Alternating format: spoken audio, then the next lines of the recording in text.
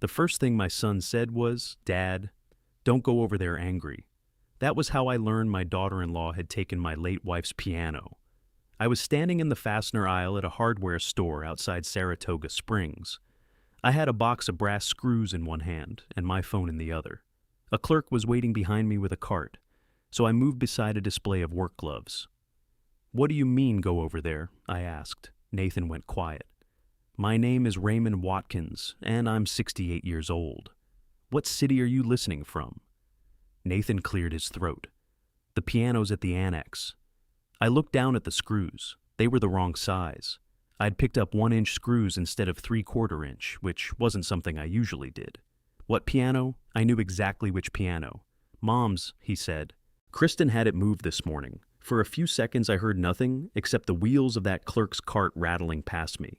My wife, Sharon, died 4 years ago. Her upright piano had stayed in the front room of our house ever since. It stood against the wall near the windows, where the afternoon light showed every fingerprint on its dark polished lid.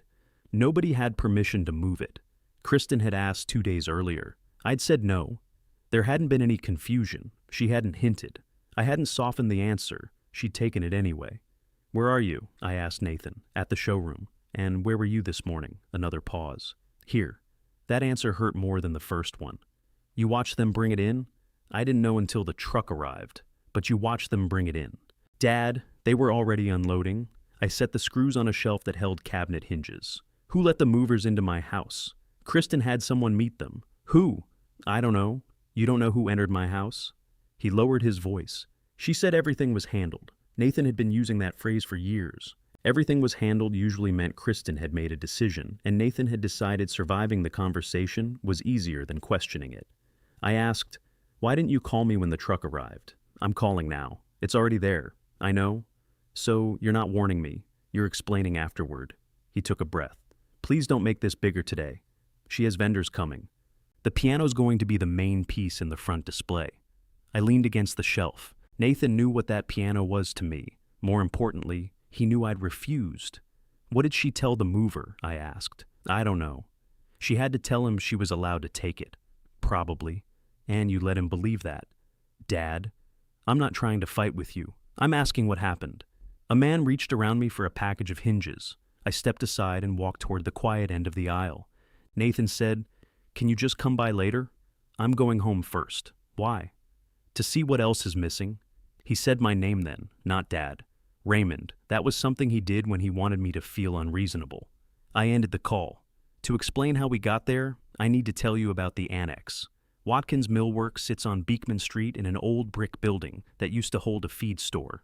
I bought it when Sharon and I were still young enough to think sore backs disappeared after one good night's sleep. The main shop is behind the building. The annex faces the street. It has high windows, a separate door, and about enough room for a small retail business. I built cabinets for most of my working life.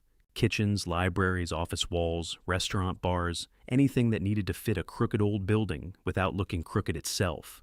Nathan grew up around sawdust and clamps. He could tell oak from ash before he could drive.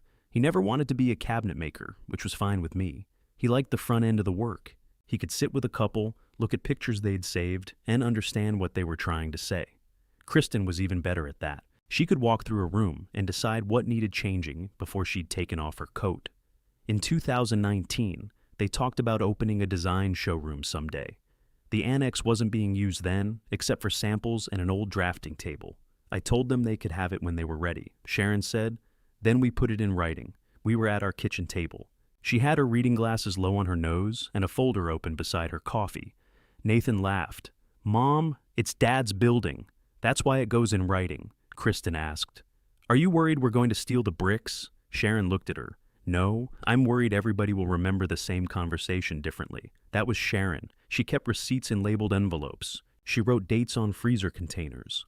If I told a customer I'd call on Thursday, she wrote it down before I'd finished the sentence. She'd prepared a commercial use license. That was what she called it.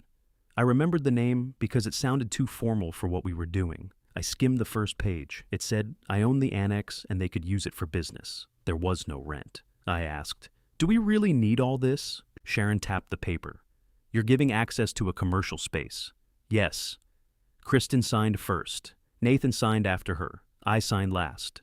Sharon checked every signature, closed the folder, and said, "I'll keep the original safe." I didn't ask where. At that point, the showroom was still an idea. Then plans got delayed. Nathan changed jobs. Kristen took on private clients. The annex sat mostly empty. Sharon died in 2022. For a while, I couldn't open her desk without feeling like I was entering a room she had just left. I boxed some things. I left others alone. Her piano stayed exactly where it had always been. She wasn't a concert pianist. She'd have laughed at that. She played hymns, old standards, and the same handful of songs every December. She kept a pencil above the keys because she wrote reminders in the margins of the music. On Sunday mornings, she'd play for 20 minutes while I made coffee. Sometimes she stopped halfway through and called toward the kitchen. "Ray, is the kettle boiling?" I'd say. "Not yet." It usually was. After she died, I started dusting the piano every Sunday. I didn't play. I couldn't. I just lifted the fallboard, checked the keys, and wiped the lid with the cloth she kept in the bench. In 2024, Nathan and Kristen finally opened their showroom in the annex. By then, I remembered that we'd signed something. I didn't remember the details, and nobody brought them up. I assumed the paper said what we'd agreed at the table. They could use the space, and I would help them get established. I helped a lot. I repaired display shelves, I built sample drawers, I hung lights, adjusted doors, patched holes, and paid the property costs without asking them for anything. Kristen would say, "Raymond, while you're here, could you look at this?" That question usually took half a day.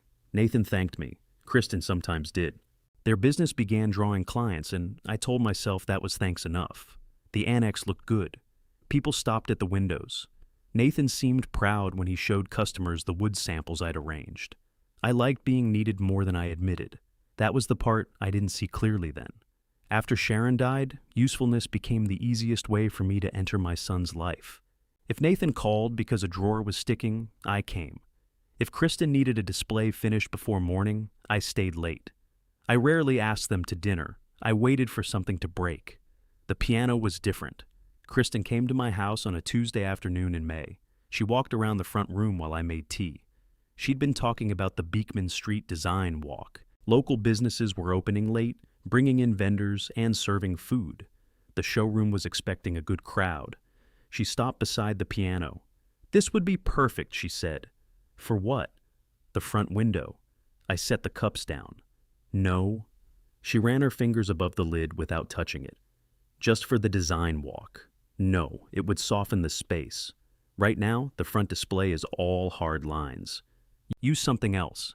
She turned toward me. "We'd have professionals move it." The answer's still no. "You haven't even thought about it." "I don't need to." Her face changed a little. She didn't raise her voice. Kristen rarely raised her voice when she was trying to get her way.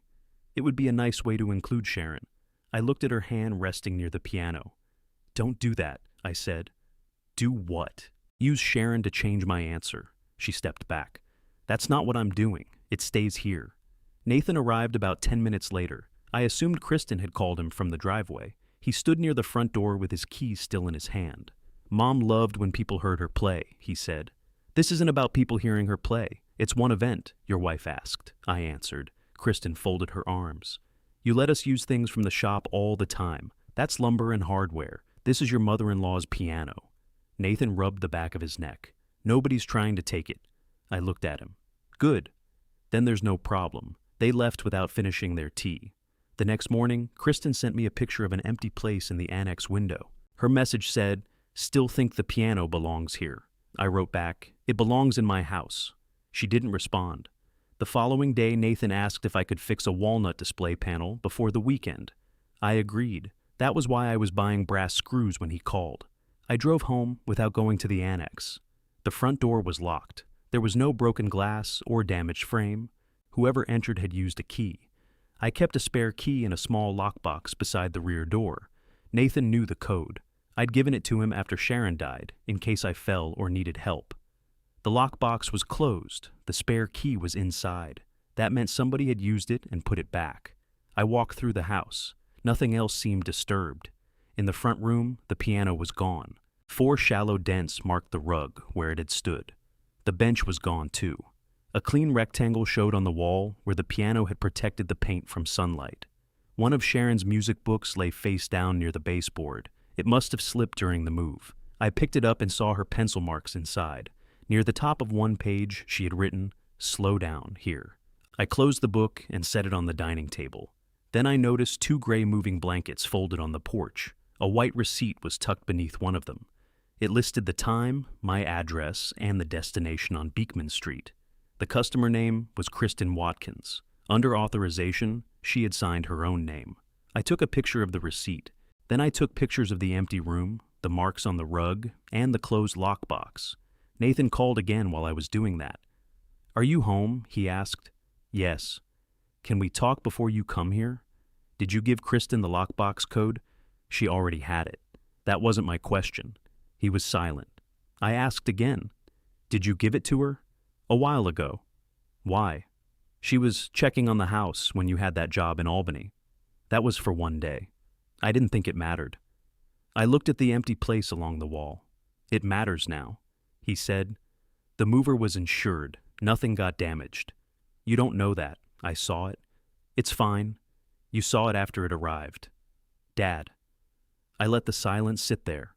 Finally, he said, "Kristen wants to explain. She knows my number. She thinks you'll yell." "Have you ever heard me yell at her?" "No." "Then what she thinks is that I'll say no again." Nathan didn't answer. I went to the lockbox and changed the code. Then I removed the spare key and put it in my pocket.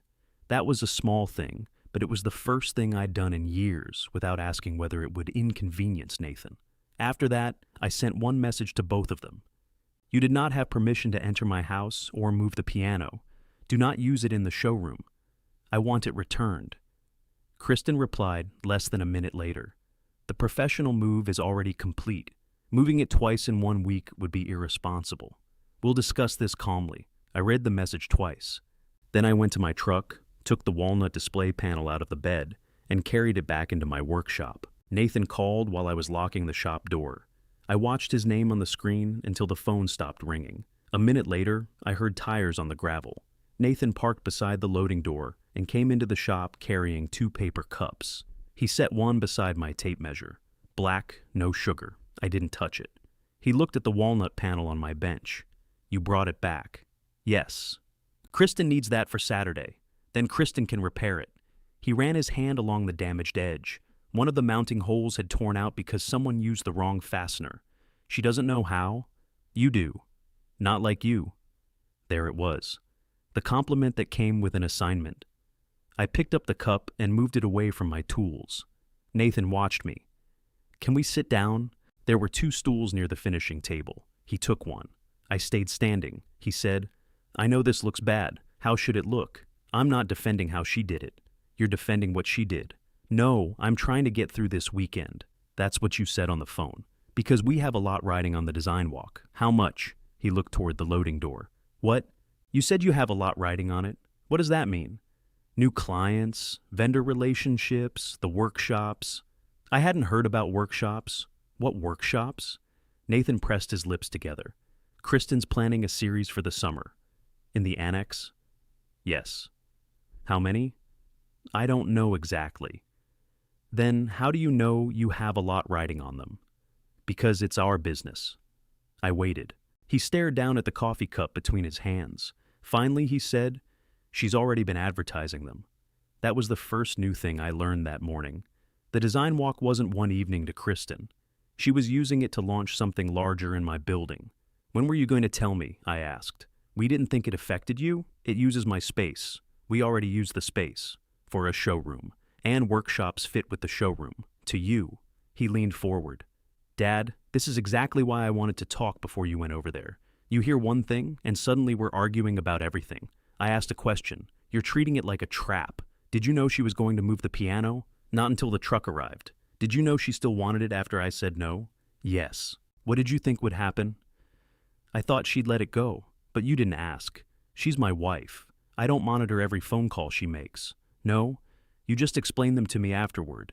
He stood and walked toward the rack where I kept clamps. He didn't touch anything. Nathan had done that since he was young. When a conversation got uncomfortable, he inspected whatever was nearest. He said, "I told her I didn't think moving it was a good idea." "When?" "Yesterday. That means you knew she was still considering it." I knew she was frustrated. Those aren't the same thing. She said she was working on another option. I looked at him. The other option was taking it while I was gone. I didn't know that. I believed him. Nathan wasn't a convincing liar. When he lied, he added too many details. This time, he looked tired and embarrassed. That didn't excuse him. "What did you say when the truck arrived?" I asked. "I told her you'd said no." "In front of the mover?" "Not exactly." "Where?" "In the back room." "And what did she say?" Nathan rubbed his forehead. "She said it was too late to cancel. You could have sent the truck away. It wasn't my booking, it was my piano." "I know that." "You keep saying you know. What do you want me to say? I want you to tell me why you didn't stop it." His phone buzzed. He checked the screen and turned it face down on the finishing table. "Kristen said she'd already paid," he said. "She said the mover was insured. She said you'd be upset at first, then understand once you saw the display. And you accepted that." I was trying not to create a scene in front of a contractor. I looked at the walnut panel. Nathan followed my eyes. "Can you please fix that? We can deal with the piano separately."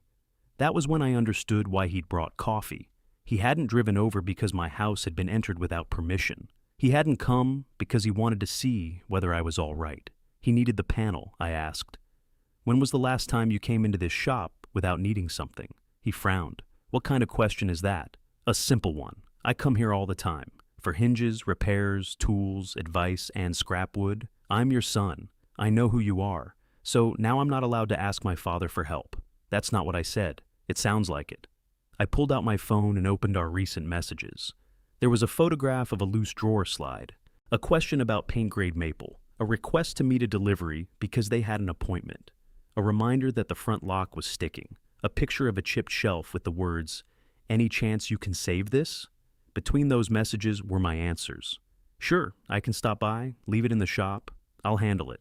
There wasn't one invitation to have lunch, no question about how I was sleeping, nothing about the cardiology appointment I'd mentioned in April. I locked the phone and put it away. Nathan said, "What are you doing?" "Looking." "For what?" "I'm not sure yet." He let out a breath. "This is getting dramatic." "No, it's getting specific." His phone buzzed again. This time he answered. "Yeah," he said. "I'm here now." Kristen's voice was loud enough that I could hear the sound of it, but not the words. Nathan turned away. I haven't asked him yet. I looked at the damaged panel. He listened, then said, "I'm trying." That was enough. I picked up the panel and carried it to a storage rack at the back of the shop. Nathan ended the call. "Why are you putting it away?" "I'm not repairing it." "Because of the piano?" "Because I don't work for your showroom. Nobody said you did. Then you'll manage without me." He stared at me for a few seconds. "This weekend matters," he said. "So does what happened at my house." I said, "We'll move it back." "No." Kristen said she'll discuss moving it back. She's worried about damage. She wasn't worried before the first move. He picked up both coffees. Mine was still full. At the door, he stopped and said, "Are you coming to the annex?" "Yes." "When?" "After lunch." "Can you wait until Kristen's done with the vendor meeting?" "No." He shook his head and walked out. I waited until his car left. Then I took the spare house key from my pocket and went inside. The key ring Sharon used to keep in the kitchen drawer had a small brass tag on it. House was stamped on one side. Shop was stamped on another. She'd made the tags herself with a letter punch because she got tired of watching me try 3 keys at every door. I removed Nathan's house key from the ring. For a moment, I considered calling him back. Then I put the key in a drawer beside Sharon's old receipt book and locked it. At noon, I drove to Beekman Street. The annex windows were covered with brown paper. Kristen did that before a new display. She liked the reveal to happen all at once. Lori Dixon was standing outside her upholstery shop next door. She had a roll of striped fabric under one arm and a sandwich wrapped in wax paper in her hand. She looked at my truck, then at me. "You hear about the piano?" she asked. I stopped beside her. "You saw it?" Hard not to. Lori had rented the smaller unit beside the annex for years. She restored chairs, sofas, and anything else people dragged in, claiming it only needed a little work. She set the fabric roll against her door. "I almost called you yesterday," she said. "Why didn't you?" "I thought maybe you'd changed your mind." I hadn't. Her expression tightened. "I was afraid of that." "What did you see?" "The truck came a little after 10. Kristen was directing them through the front. Nathan said he didn't know until it arrived. That could be true. He came out of the back looking surprised. "Did you hear anything?" I wasn't trying to listen. "Lori." She folded the wax paper over the uneaten half of her sandwich. Nathan told her, "My father said it stays at the house." Those were his words. That confirmed one thing. Nathan had objected. What did Kristen say? She told him the movers were already on the clock. And then? They went into the back room. The movers waited by the truck. A few minutes later, Kristen came out and told them to continue. Did Nathan come back out after they had it inside? What did he do? He held the door. I looked at the covered showroom windows. Lori said, "I'm sorry." Did the movers have trouble with it? A little. One of them stopped on the sidewalk and adjusted the straps. He said the weight felt strange. What did he mean? I don't know. They checked underneath and kept going. I filed that away without knowing it mattered. Was there any damage? I asked. Not that I saw. The annex door opened. Kristen stepped outside. She wore black slacks and a cream blouse, the kind of clothes she used when meeting suppliers. She saw me with Lori and smiled as if we'd all happened to meet on the sidewalk. "Raymond, good," she said. "I was hoping you'd come by." Lori picked up her fabric. "I need to get back to work." Kristen waited until Lori went inside. "What were you talking about?" she asked. "The move?" Her smile disappeared. "Lori needs to mind her business." She was standing 10 feet away. "That doesn't make it her concern. My piano is my concern." Kristen glanced toward the window. "Can we do this inside?" She entered without waiting for my answer. The piano stood near the front window, angled beneath 3 hanging lights. They had placed a vase on the lid and draped a piece of green fabric across one corner. The bench sat beside it with 2 sample books stacked on top. I moved the vase to a nearby table and lifted the fabric. Kristen said, "Please don't disturb the arrangement. I'm checking for damage." There isn't any. I crouched beside the piano. The front legs looked sound. The finish had a light rub near one corner, but I couldn't tell whether it was new. I opened the bench. Sharon's dust cloth was inside, along with 2 pencils, several pieces of sheet music, and the small tuning fork she'd kept for years. Kristen said, "We left everything exactly as it was. You used the bench for samples. They're not hurting anything." I gathered the cloth, pencils, music, and tuning fork. "What are you doing?" she asked. "Taking Sharon's things home." "The piano is Sharon's thing." "Yes, we need it through Saturday." "I told you to return it, and I told you that moving it twice this quickly increases the risk. You accepted that risk without asking me." She crossed her arms. "The mover said it was safe. Then the mover can bring it back. I paid nearly $800 yesterday. That was your decision, and I'm not paying another $800 because you're angry." I closed the bench. "You will return it," I said, "after the design walk. Put that in writing." Her eyes narrowed. "Why?" "Because your spoken promises keep changing." She took out her phone. "Fine," she said. "I'll text you, and don't touch the contents again." She looked at the items in my hands. Nobody touched them. "You put your sample books on the bench. That isn't the same thing." I didn't argue. As I walked toward the door, she said, "Nathan told me you're refusing to fix the panel." "That's right. We've already designed around it, then redesign." She stared at me as if I'd spoken in another language. I carried Sharon's things across the sidewalk. Lori opened her door before I reached my truck. "You get what you needed?" she asked. "Some of it." My phone sounded. Kristen had sent a message. "We will return the piano after Saturday's design walk, provided the mover confirms it can be safely transported." It wasn't the promise I'd requested. She had added a condition. Still, she'd put one thing in writing. She had possession, and she knew I wanted it returned. I saved a screenshot. Then I placed Sharon's music and pencils on the passenger seat. The tuning fork rolled toward the edge, so I tucked it inside the folded dust cloth. Before I closed the truck door, Lori said, "Ray, that offer I made last year wasn't casual." I looked at her. She nodded toward the annex. "If it ever becomes available, I'm still interested." I didn't answer. At that moment, I still believed this was about getting the piano home and making my family understand one clear word. I drove away with Sharon's things beside me, but the empty space where the panel should have been stayed empty. At home, I put the music on the dining table and called the number printed on the moving receipt. A woman answered with the company name. I gave her the job number. She typed for a few seconds. "Yes, sir. That was completed yesterday. I own the piano." "All right, I didn't authorize the move." The typing stopped. Are you the customer's father-in-law? I'm the owner of the house and the piano. She asked me to hold. I stood in the kitchen listening to soft music through the phone. Sharon's pencils were beside my hand. One was sharpened down so far, it barely reached past my palm. The woman returned. Our crew was given access by the customer listed on the order. How did she prove she was authorized? She signed the work order. That proves she hired you. It doesn't prove she owned what you moved. Another pause. I understand your concern, sir. I'm not asking you to understand it. I'm asking what she told your crew. I wasn't on site. Who was? Our lead mover was Evan. I need to speak with him. He's working. Then have him call me. She asked for my number and email address. I gave her both. Before she hung up, I asked, "Is there a return move scheduled?" I can't discuss the customer's account. I'm not asking for her payment information. I still can't give you details. Can you tell me whether your company is coming back for my piano? She took a slow breath.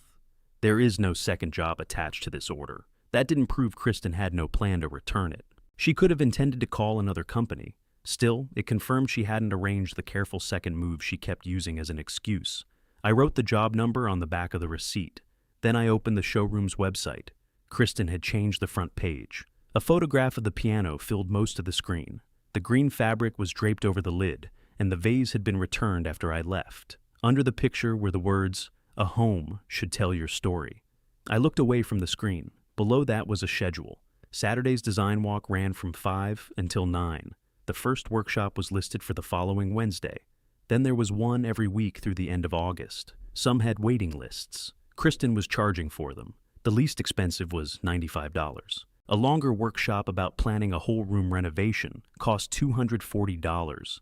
Nathan had spoken as if the workshops were still being planned. They weren't. People had already paid. I clicked on the terms at the bottom of the page. The showroom reserved the right to move a class to another location, but every listing named the Beekman Street Annex. One workshop description mentioned hands-on demonstrations using our custom-built displays. Our displays. I'd built most of them. My phone rang. The screen showed the moving company.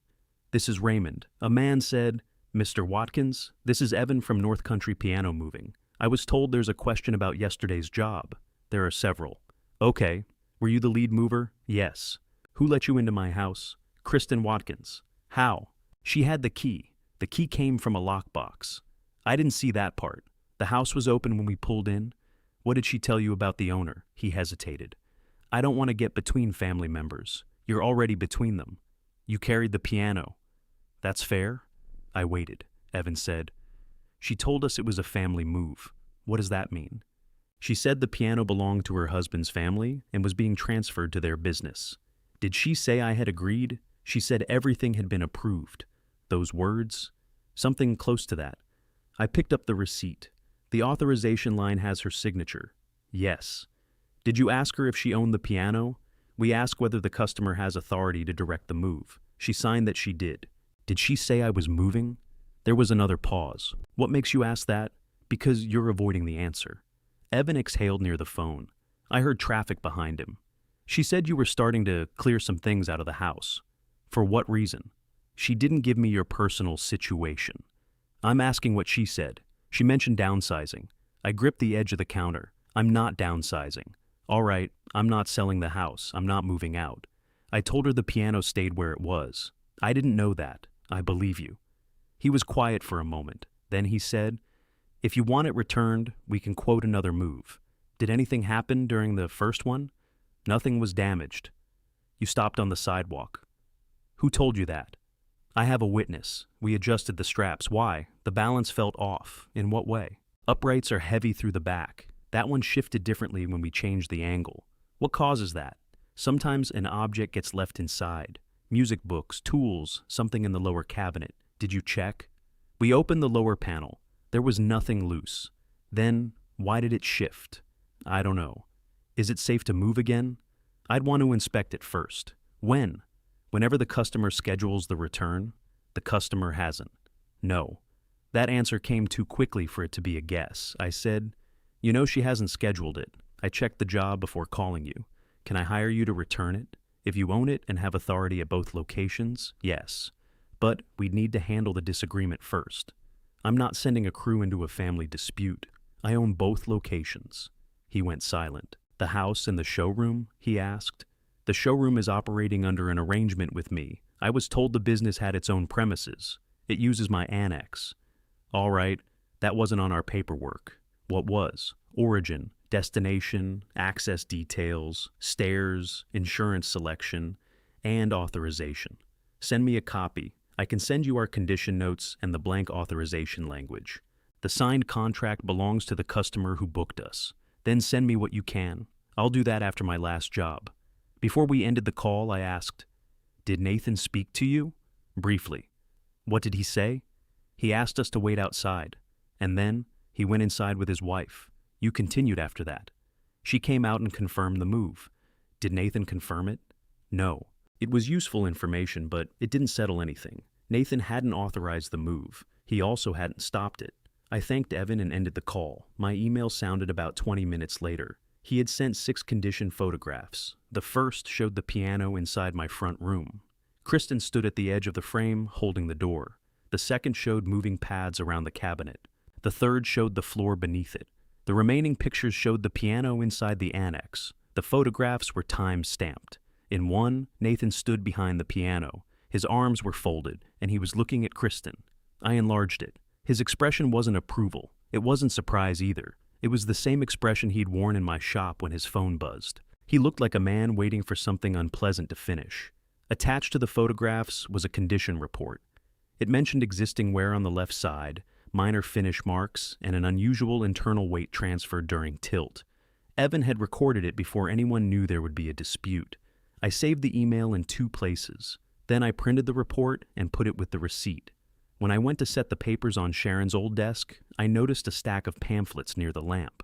They hadn't been there before. The top one showed a silver-haired couple carrying a cardboard box into a bright apartment. Across the front, it said, "Simplifying your home for the next chapter." Underneath were pamphlets about senior living communities, home organization, and help with daily finances. I picked up the stack. One had a yellow note attached. "Raymond, these are just options. No pressure. Kristen." I stood beside the desk, trying to remember whether I'd seen them earlier. I hadn't. Kristen must have left them while she was in the house for the move. I checked the kitchen and front room again. Nothing else looked different. The piano bench had been removed, but I already knew that. Inside the pamphlet about daily finances was a business card. The card belonged to a consultant named Melanie Foster. Under her name, it said, "Senior Transition Planning." There was no handwritten appointment, no date, no note explaining why Kristen had the card. I called Nathan. He answered on the second ring. "Are you still at the showroom?" I asked. "Yes. Did you tell the movers I was downsizing?" "What?" "Kristen told them I was clearing out the house." "She said that?" "The lead mover says she mentioned downsizing." "I didn't hear that." "Did you give her pamphlets about senior living?" "No." "Did you ask her to give them to me?" "No." "What pamphlets?" "They were on Sharon's desk." Nathan lowered his voice. "Maybe she picked them up for you." "Why?" "I don't know. Have you and Kristen discussed me leaving this house?" "No." He answered fast enough that I believed him. "Have you discussed someone helping with my finances?" This time, he didn't answer quickly. "Nathan, she thinks you should have things organized. My things are organized." "I know." "Then why does she think I need help?" "She worries you've got too much to handle." "What am I failing to handle?" "Nothing specific." "That's not an answer." He said, "Dad, it's property taxes, insurance, the shop, the house. You still do everything yourself. I've done those things for decades. I know." "Did Kristen hire a consultant?" "No." "Did she talk to one?" "I don't think so." "You don't think so, or you don't know?" "I don't know." I looked at Melanie Foster's business card. "Come to the house tomorrow morning," I said. "We have setup." "Come at 9. Can Kristen come?" "No." He was quiet. Then he said, "All right." After we hung up, Kristen texted me. "Nathan says you found the information I left. Please don't turn a thoughtful gesture into another conflict." I typed a reply, deleted it, and set the phone down. Calling the mover had done what I wanted. I had confirmed that Kristen had claimed authority she didn't have. I had also learned she was telling strangers I was clearing out my home. The piano was no longer the only question. I put the pamphlets, the consultant's card, the moving receipt, and Evan's report inside a folder. On the front, I wrote the date. Then I carried the folder to the kitchen table and left 2 chairs facing each other for the morning. Nathan arrived at 9:12. He didn't bring coffee this time. He came through the kitchen door, saw the 2 chairs, and sat in the one farthest from the folder. I pushed the moving report toward him, read the highlighted part. He read the line about the internal weight transfer. Is something wrong with the piano? I don't know. Evan wants to inspect it before another move. Who's Evan, the man who moved it? Nathan looked up. You called the company? Yes. What did you tell them? The truth? He read the next page. I'd written down what Evan said about Kristen claiming I was downsizing. Nathan rubbed his thumb over the edge of the paper. She shouldn't have said that. No, she probably wanted them to understand why they were taking furniture from your house. That explanation only works if the furniture was supposed to be taken. I know. Do you? He put the paper down. I told her last night that she crossed the line. What did she say? She said you were making it personal. It is personal. I said that too. That surprised me enough that I didn't answer immediately. Nathan looked toward the front room. From the kitchen, we could see the clean rectangle on the wall. She thinks the event will fix this, he said. Once you see the piano in the window and people respond to it, she thinks you'll feel differently. I saw it in the window. I know. I felt exactly the same. He nodded. I opened the folder and took out the pamphlets. Where did these come from? I've never seen them. I handed him Melanie Foster's card. He studied it. The name sounds familiar. From where? I don't know. Think. Nathan turned the card over. The back was blank. She may have come into the showroom, he said. Kristen meets a lot of people. That doesn't explain why her card was in my house. No. Has Kristen been discussing my house with clients? Not that I know of. Has she been discussing my health? No. My finances? He shifted in the chair. You asked that last night. You didn't answer. He set the card down. A few weeks ago, Kristen said you missed an insurance notice. Which insurance? The building. I didn't miss it. She said something came to the annex and sat there. Why would insurance for my building go to the annex? I assumed you changed the address. I didn't. He looked back at the folder. What happened to the notice? I asked. She handled it. How? She called the agent, I think. You think. She said it was handled. I leaned back. There was that phrase again. What did she tell the agent? I wasn't there. Did she pay anything? I don't know. Did she sign anything? I don't know. Nathan pushed his chair away from the table and stood. I'll ask her. No, sit down. He looked at me. If you walk out and ask Kristen every question first, I'll get her version after she's had time to prepare it. She's not plotting against you. Then she can answer without preparation. He sat again. I kept my voice level. Do you have a key to this house? You took the lockbox key. That wasn't the question. He reached into his pocket and removed his key ring. There was a silver house key between his truck key and a small bottle opener. I held out my hand, and Nathan looked at it. Dad, I gave you that key for emergencies. What if there is one? Then call for help. You live alone. I lived alone yesterday when your wife used my key. He removed it from the ring. Before he handed it over, he said, Kristen has a copy. How long? I don't remember. How long? Since that Albany job, maybe. That was 8 months ago. She was feeding the cat. I don't have a cat. He closed his eyes. You know what I mean. She was checking the house for 1 day. He set the key on the table. I'll get hers. You'll bring it to me today. All right. And neither of you enters this house unless I invite you. All right. The piano comes back Monday morning. Can we make it Tuesday? We'll be exhausted after the design walk. No. He looked at the clock above the sink. I can call Evan. Do that while you're here. Now? Yes. Nathan took out his phone. He found the moving company from the number on the report and called. He introduced himself, gave the job number, and asked to arrange a return move for Monday. I could hear only his side. Yes, same 2 addresses. He listened. No, I wasn't the person who booked it. Another pause. I'm her husband. He looked at me. The owner is here. He listened again. All right. Have him call us. He ended the call.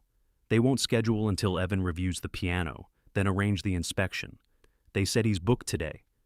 Ask him to meet us at the annex tomorrow before the event. Nathan called again. This time, he left a message. When he put the phone down, I said, "Until the piano is home, I'm not repairing anything at the showroom. I understand. No shelves, no lights, no deliveries. Don't send anyone to my shop." I said I understand, and the workshops are your responsibility. His face tightened. What does that mean? It means you don't assume I'll build tables, adjust displays, or open the building early. We haven't asked you to. You would have. He looked down at his hands. Yes, he said. It was the first honest answer I'd heard from him that morning. I gathered the papers and put them back in the folder. Nathan stayed in his chair. After a while, he said, "Mom would hate this." I closed the folder. Your mother hated people using her to avoid saying what they meant. That's not what I'm doing. Then tell me what you mean. He looked toward the front room again. I need the showroom to work, he said. I left a steady job for this. Kristen has put everything into it, so you let her use whatever she decides she needs. I didn't say that. You didn't have to. He stood. At the kitchen door, he turned around. I should have stopped the movers. Yes, I'm sorry I didn't. I didn't tell him it was all right. It wasn't. He left his key on the table and walked out. At 10:30, he returned alone. He didn't come inside. He handed me Kristen's copied key through the open door. She's angry, he said. I assumed. She says this makes her feel like a criminal. I asked for my key. I know. Did you tell her the piano is coming back Monday? Yes. What did she say? That you won't follow through. On what? She thinks you'll calm down after tomorrow. Nathan looked tired again. I slipped the key into my pocket. Did you tell her I won't be repairing the showroom? Yes. That answer seemed to cost him something. What did she say? She told me I'd better learn how to fix the panel. I almost smiled. I didn't. Nathan walked back to his car.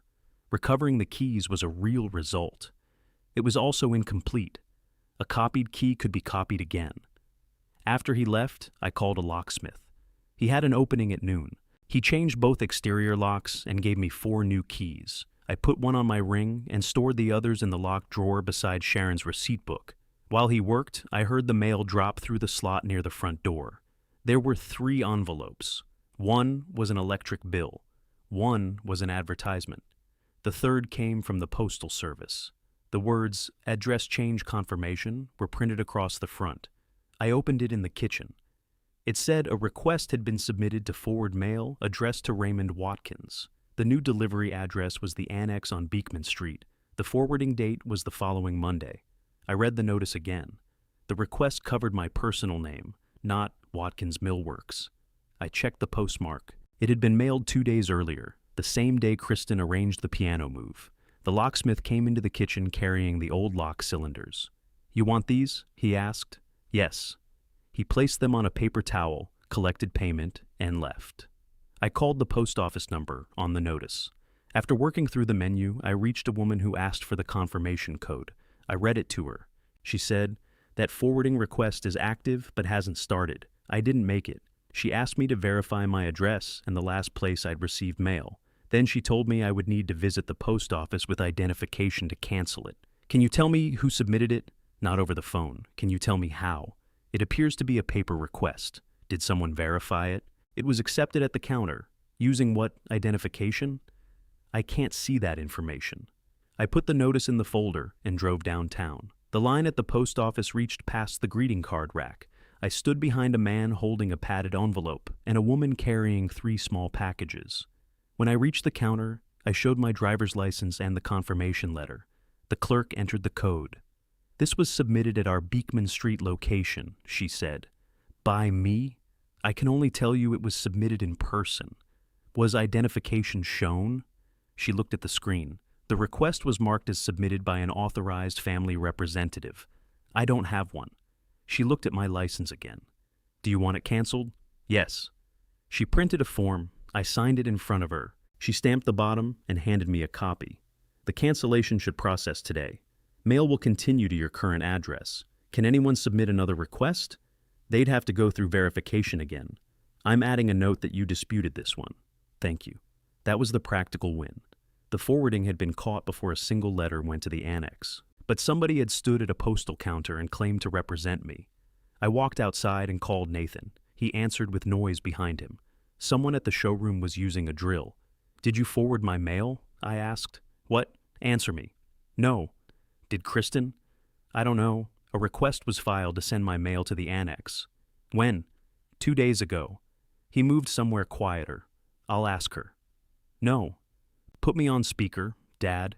She's with a vendor. Then step into the room. He didn't move. I said, You have 5 seconds. Hold on. I heard a door open. Nathan said, Kristen, my dad says his mail was forwarded here. There was silence. Then Kristen said, I changed the mailing address for convenience. It wasn't your mail, I said. You've complained about missing notices.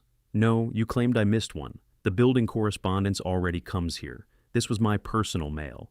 I used the family option on the form. You represented yourself as authorized. I'm your daughter-in-law. That's a relationship, not permission. Her voice sharpened. I was trying to make sure important things didn't get overlooked. By taking them away from me, by keeping them in one place, my mail stays at my house. Fine, change it back. I already did. A vendor spoke in the background. Kristen covered the phone, but I heard her say, Give me 1 minute. Then she came back. Is that all? No. Why did you leave a transition consultant's card on Sharon's desk? She helps families plan. I didn't ask for help. Melanie's already agreed to meet with you. When? This afternoon. I looked at the clock. It was nearly 2. I didn't agree to an appointment. She moved things around as a favor. What did you tell her? That you have several properties, you're alone, and you need a simpler system. I own one house and the mill works. You also forget conversations. Which conversation have I forgotten? She didn't answer. Nathan said, Kristen. She lowered her voice. Melanie will be there at 3. Just talk to her. The call ended. I stood on the sidewalk outside the post office with the cancellation form in my hand. I could have called the number on Melanie's card and canceled. Instead, I went home, put the stamped cancellation beside the moving report, and set a third chair at the kitchen table. At 3 minutes before 3, a gray sedan stopped in front of the house. Melanie Foster came up the walk carrying a leather folder. She wore a blue jacket and low shoes, and she checked the house number before ringing the bell. I opened the door. Mr. Watkins?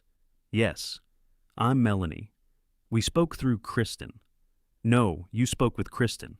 She gave me a careful smile. May I come in? That depends. What are you here to do? She glanced at her folder. I provide transition planning for older adults and their families. What transition am I making? Her smile faded. Kristen indicated you were exploring options. She indicated that to you. She didn't indicate it to me. Melanie looked toward her car. If this isn't a good time, we can reschedule. I didn't schedule the first time. She adjusted the folder against her side. I may have misunderstood the arrangement. Who did you believe your client was? Your family contacted me on your behalf. Which family member? Kristen. Did she say I had agreed? Melanie didn't answer immediately. I stepped aside. Come in. I want to see what she told you. She entered the kitchen and stopped when she saw the third chair. You were expecting me? She said. I learned you were coming an hour ago. She sat and placed the folder in front of her. I remained standing until she opened it. The first page had my name, address, and phone number. Where did you get that information? I asked. Kristen completed an intake form. What else did she put on it? I can't share another person's private information. It's a form about me. Yes. In my house. She closed the folder halfway. Mr. Watkins, I'm not a medical provider. I'm not here to diagnose you or make decisions for you. Then answering should be easy. She studied me for a moment. What would you like to know? Why she called you? Melanie opened the folder again. She expressed concern about the amount of responsibility you're carrying. What responsibility? 2 properties, business records, household finances, maintenance. I have 1 commercial property and 1 house. That may be what she meant. What did she say I was having trouble doing? Melanie ran her finger down the form. She mentioned missed correspondence. My mail was forwarded without my permission this week. Her hand stopped. Forwarded where? To the business she operates in my annex. I wasn't told that. What were you told? She said your family had begun consolidating important mail. Did she say I requested it? She used the phrase, family plan. There is no family plan. Melanie leaned back. I think we should stop. We can stop after you tell me the purpose of this visit. It was supposed to be an introductory conversation. About what?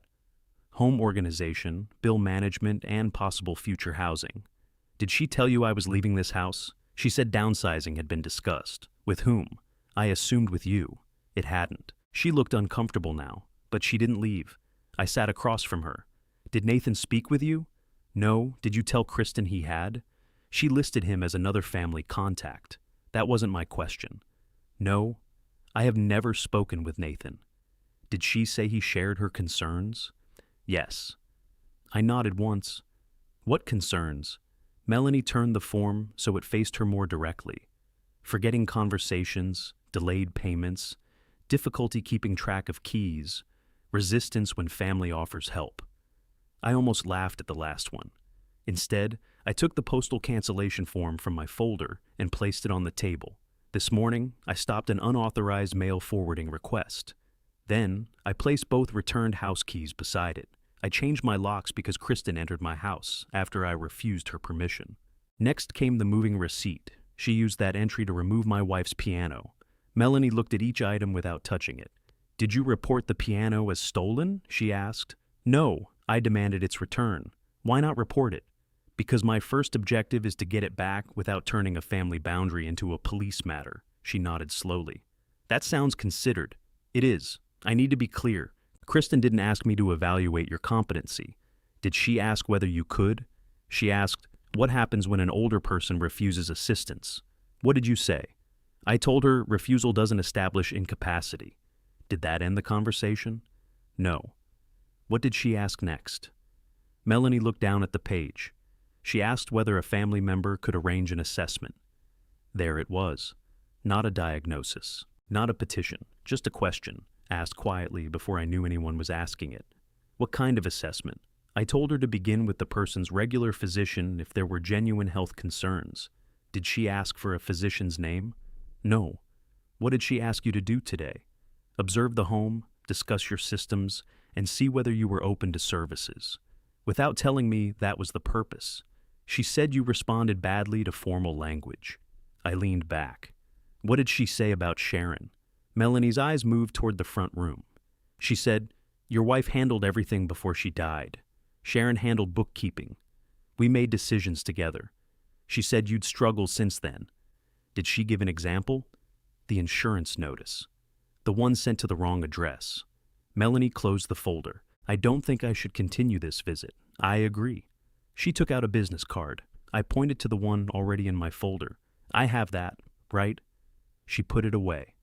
I'm going to note that you did not request services and that no assessment was performed. I want a copy of everything containing my information. The original intake belongs to my office. Then send me my data and your notes from today. I can do that. When? By the end of the day. I wrote my email address on a sheet of paper. As she stood, I asked, will you tell Kristen what happened here? I'll tell her I won't continue without your direct consent, so she'll know I asked for the records. Yes, that was the exposure. I walked her to the door. Before stepping outside, she turned back.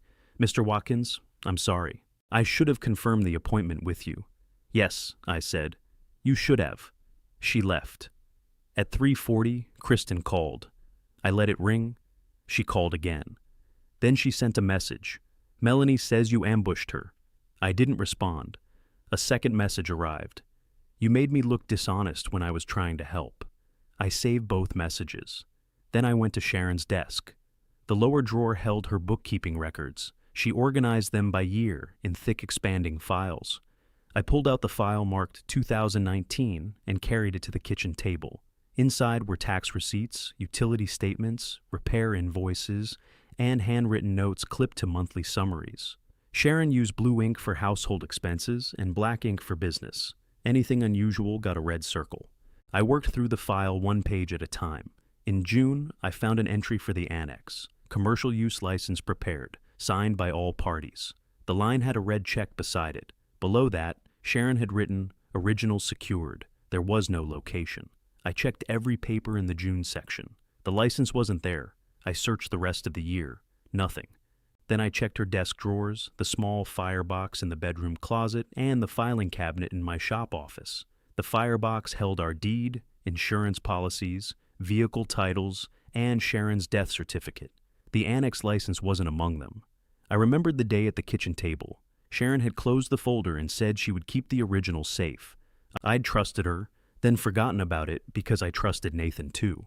At 4:15, Melanie emailed me. Her notes were brief. They stated that the subject appeared oriented, understood his property and finances, did not request services, and denied authorizing the referral. The intake summary was attached.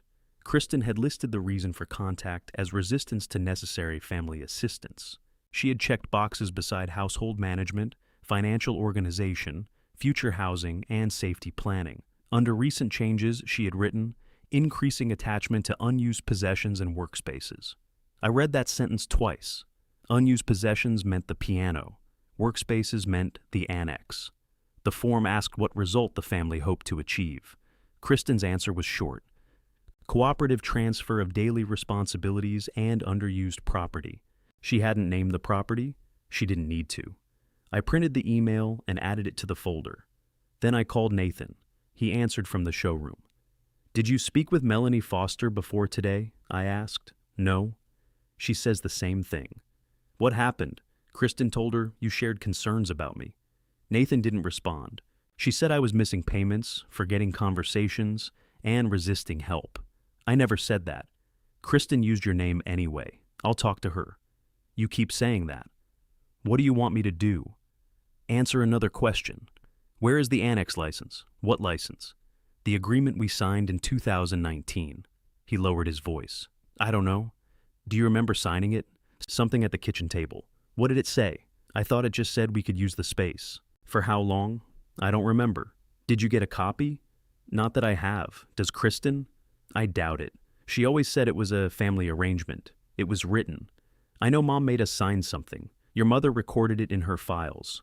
What are you looking for? The terms. Why?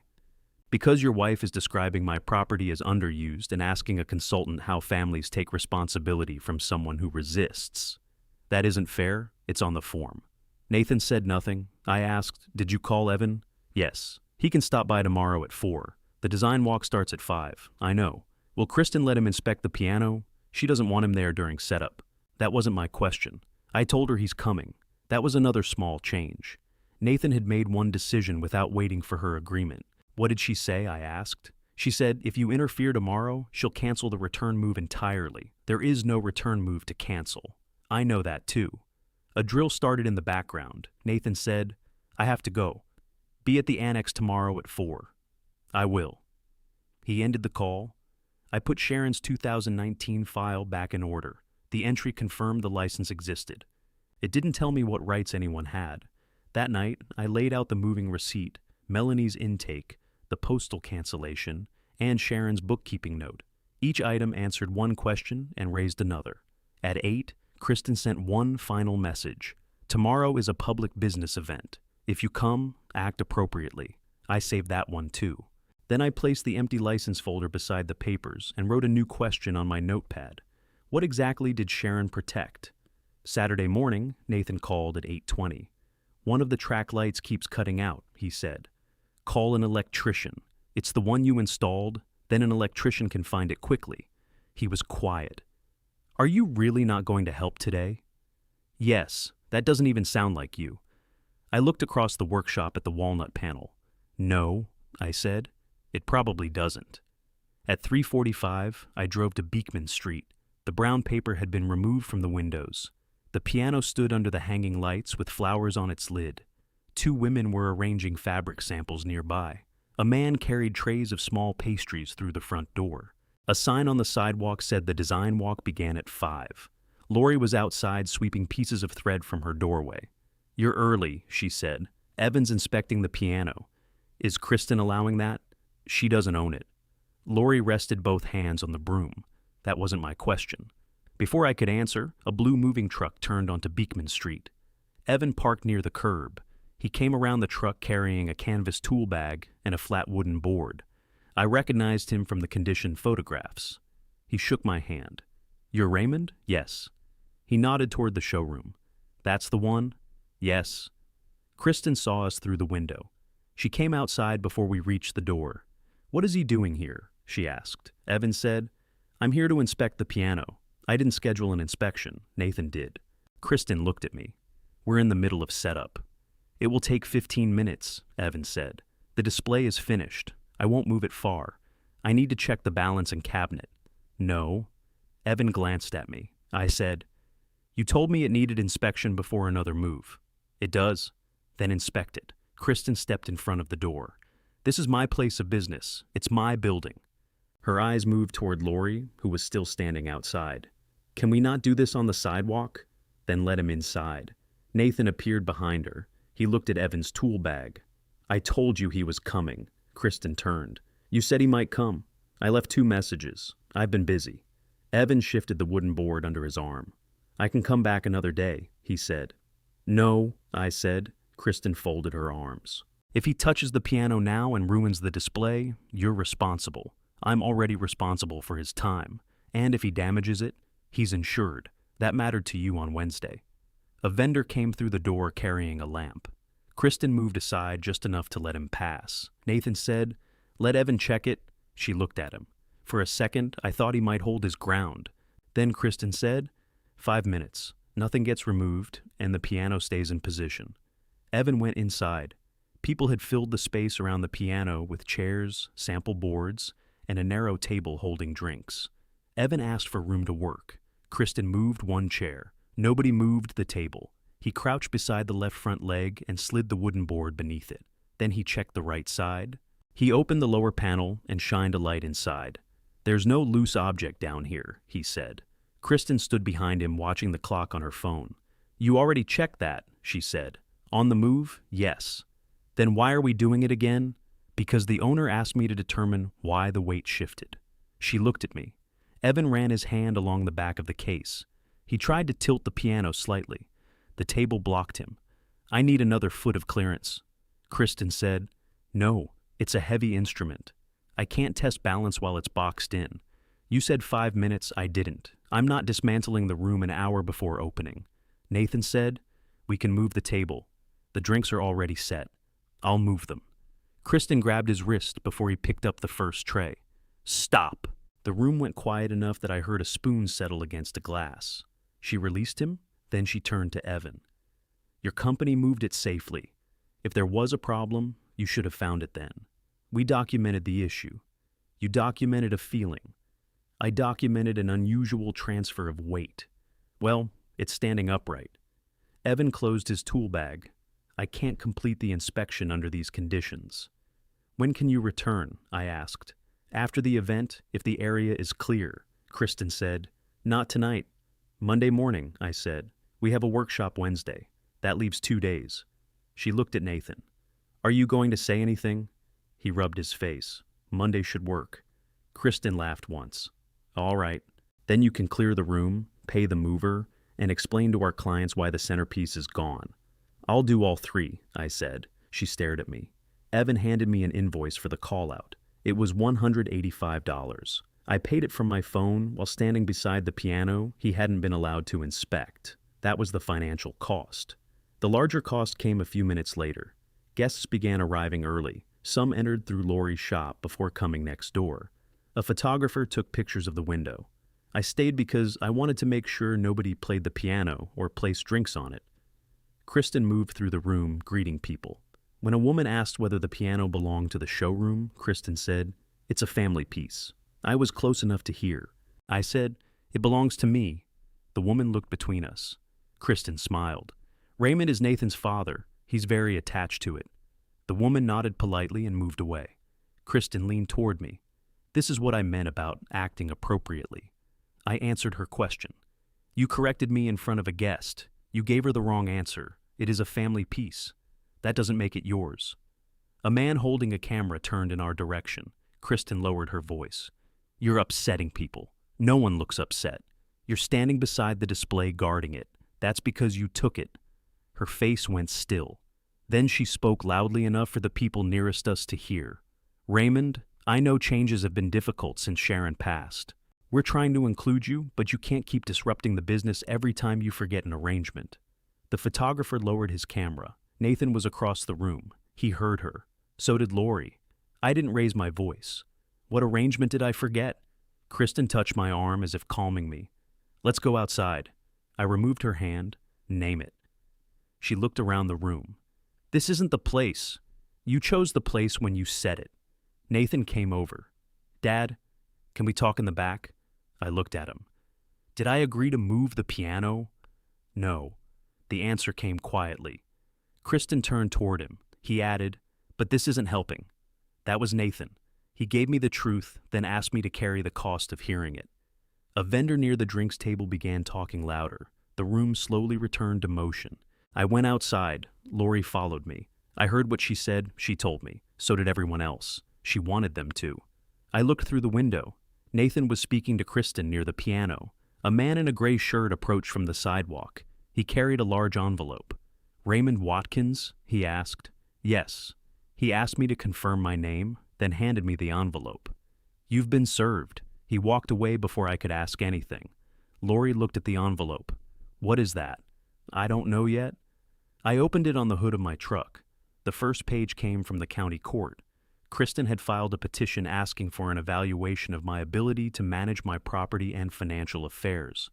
I read the heading twice. The petition didn't say I was incompetent.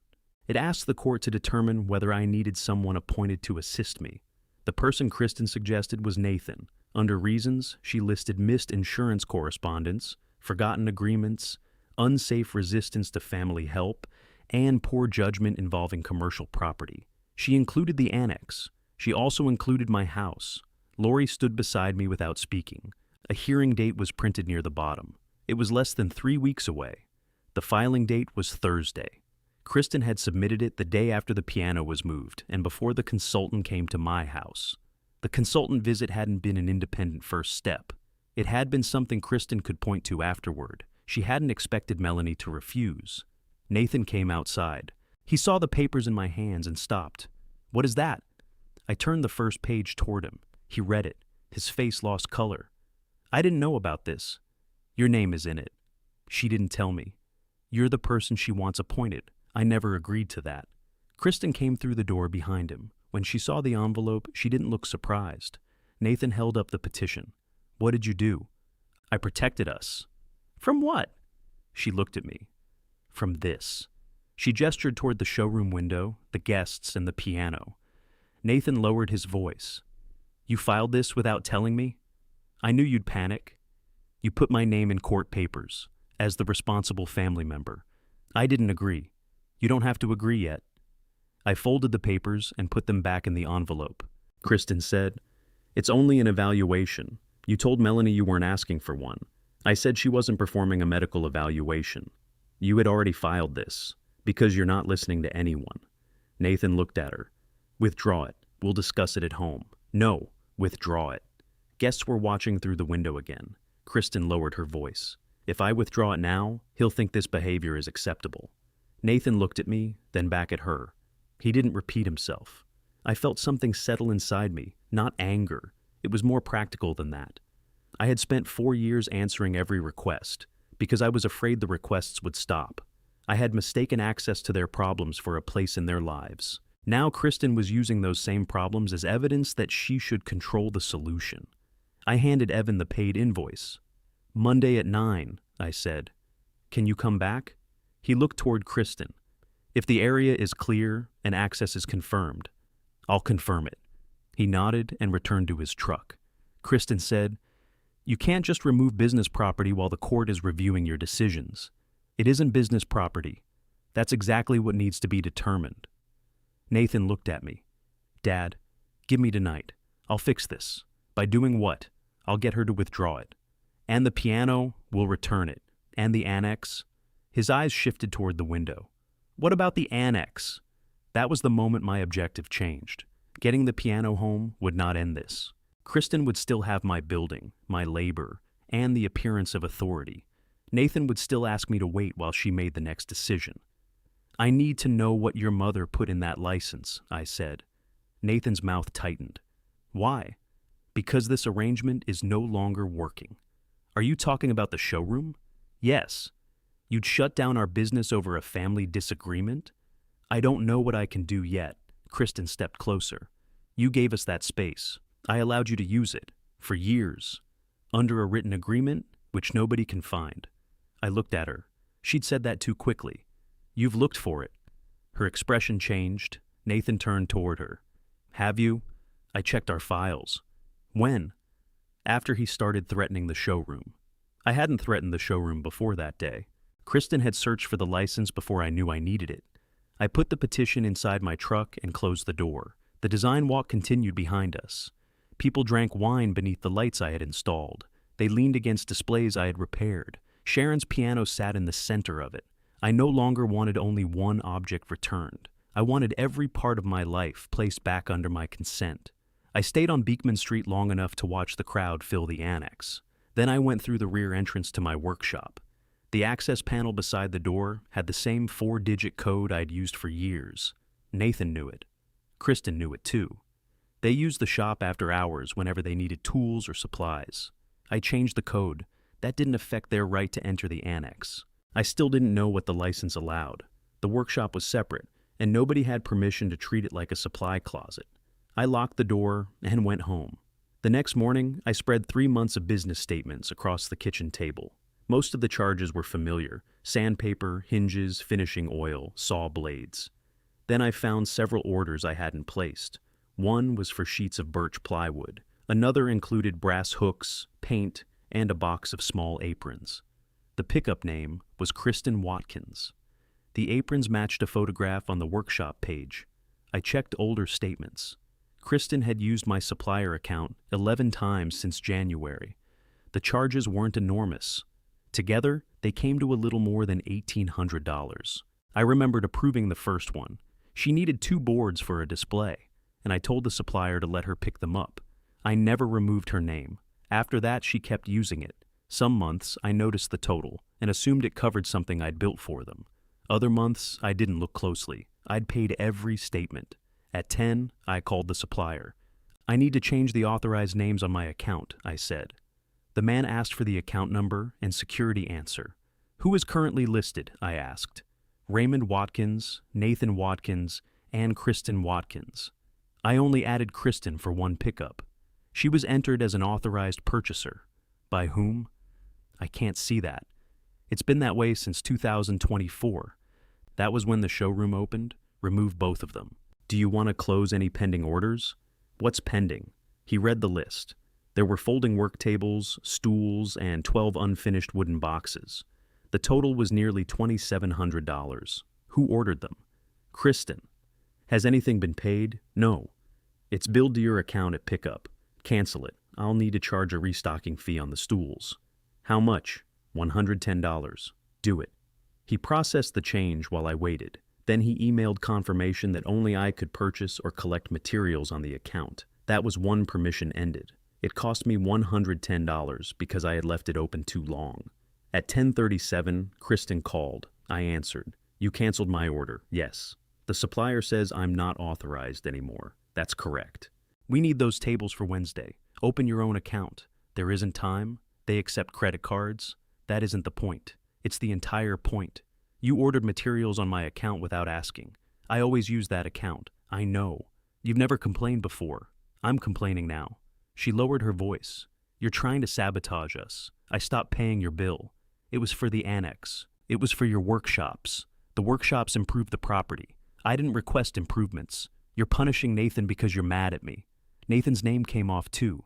You really want to do this? It's already done. She ended the call. 10 minutes later, Nathan tried the workshop door. I watched him through the window. He entered the old code twice, then knocked. I opened the door but didn't invite him inside. You changed it, he said. Yes. I need the portable lights. They belong to the millworks. We use them for events, not anymore. His shoulders dropped. Kristen's furious about the supplier order. I expected that. You could have warned us. You didn't warn me before using my account. I didn't know she ordered the tables through you. Your name was authorized too. I've picked up materials for you. You've also picked up materials for the showroom. He looked toward the annex. I thought you wanted to help. I did. What changed? You filed a court petition against my ability to manage property. I didn't file it. Your wife did. She used your name as the answer. I told her to withdraw it. Has she? She says the office is closed. It's Sunday. I know. Then she can file the withdrawal tomorrow. Nathan put his hands in his pockets. The workshop fees are already spent, he said. On what? Vendors, materials, promotion, food for the sessions. She collected money for events in my building and spent it before confirming the space. We had the space. You have permission under an agreement neither of us has read. Mom meant for us to use it. I'm sure she did. For the business, yes. Then why are you acting like we broke in? Because your wife entered my house after I said no. He looked away. I asked, how much workshop money has been spent? I don't have the exact number. Get it? Why? Because if you made commitments involving my property, I need to know the dates. You're not responsible for our customers. I'm responsible for what happens in my building. He rubbed the back of his neck. We have workshops through August. I saw the website. Most of them are sold, and the money is gone. Most of it. That was the money movement. Customer payments had gone straight into materials and vendor commitments before either of them confirmed how long the annex would remain available.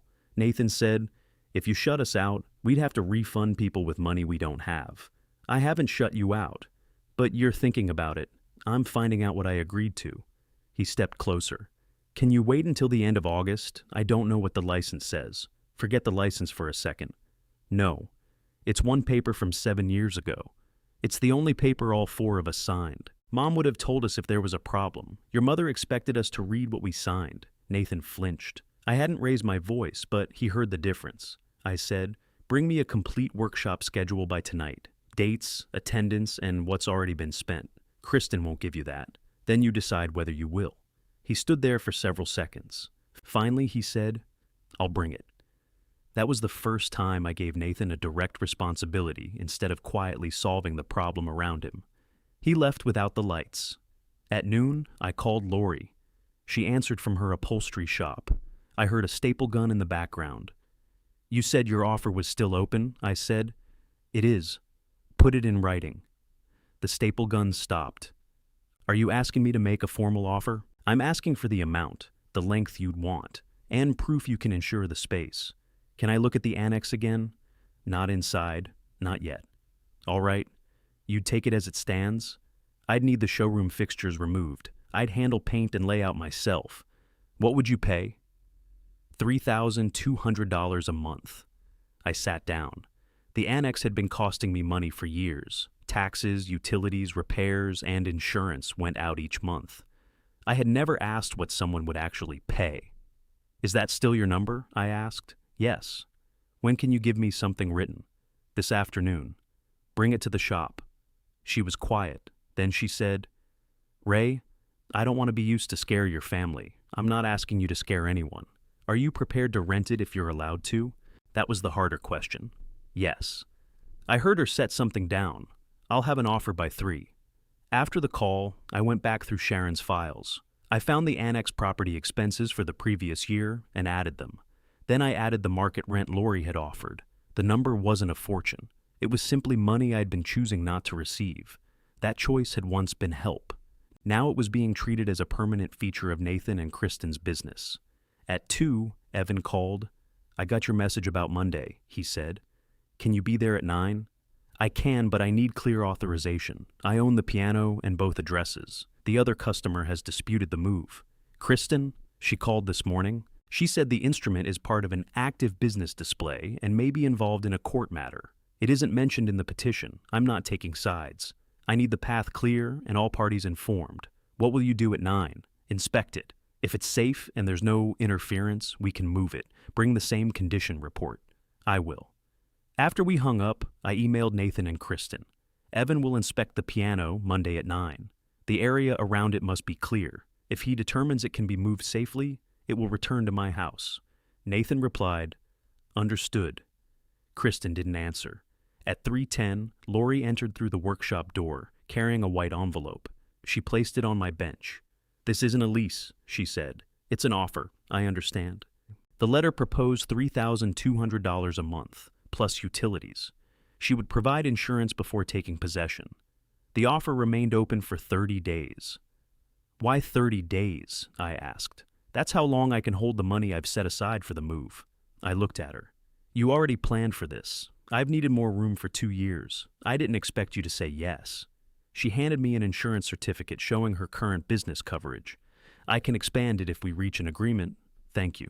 She pointed toward the annex wall.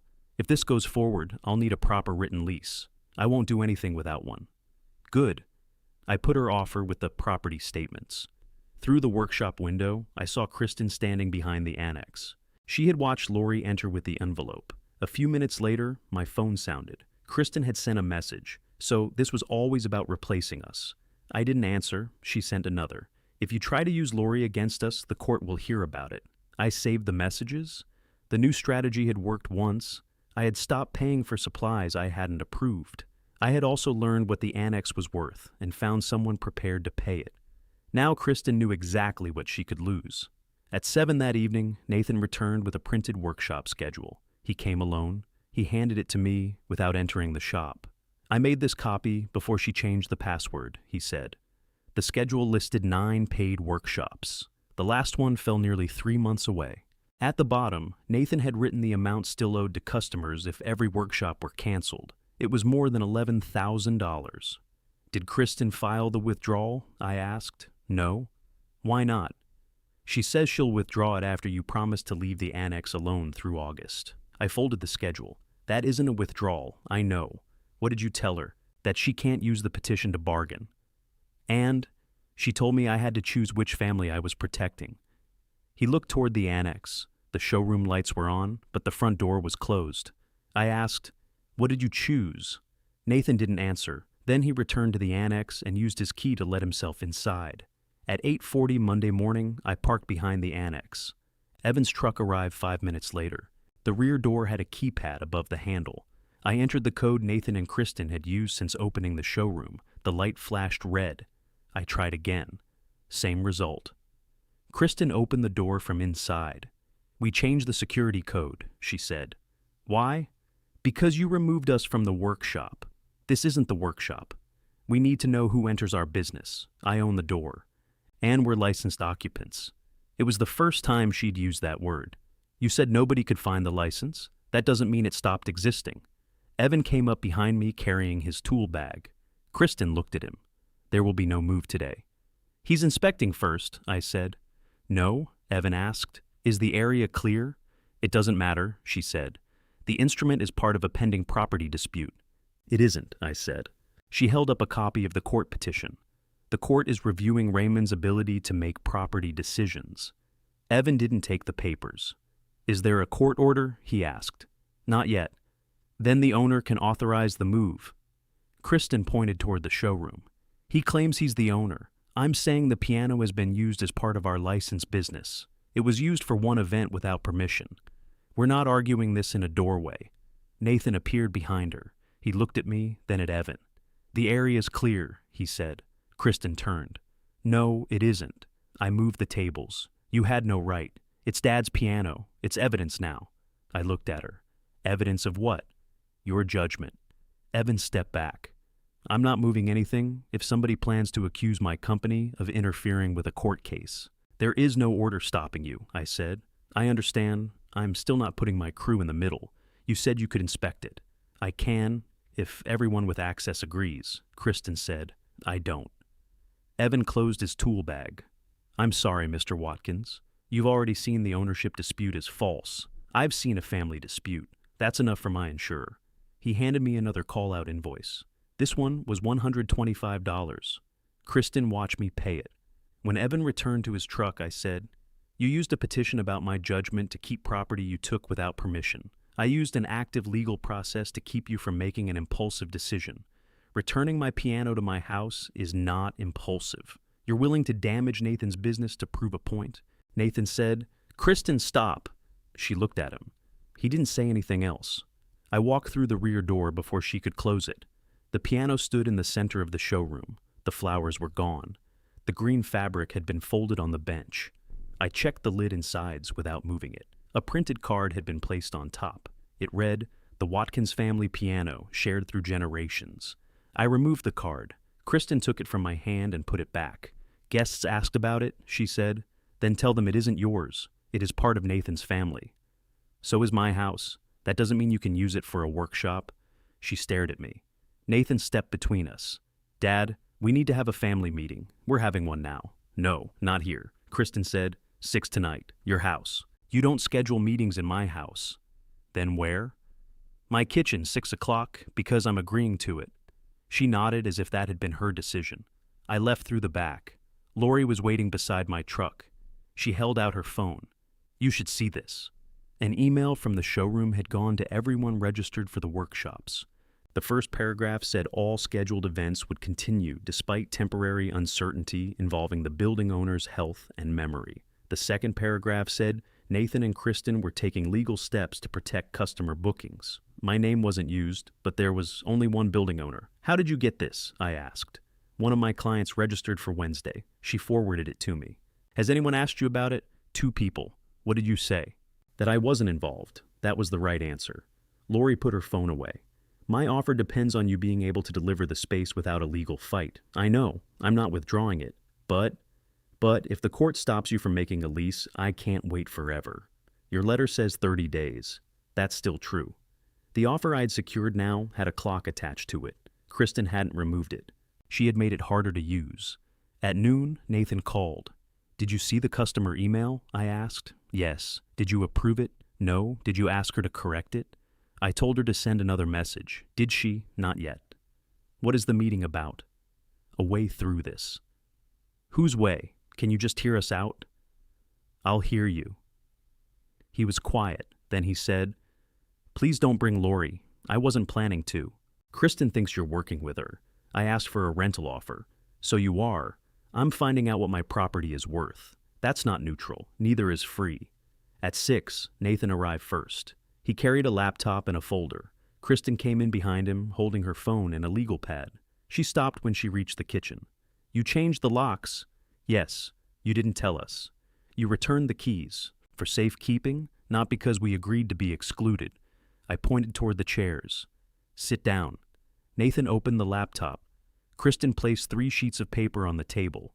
The first listed the workshop dates and refund amounts. The second was a calendar extending through August. The third was titled Interim Family Property Agreement.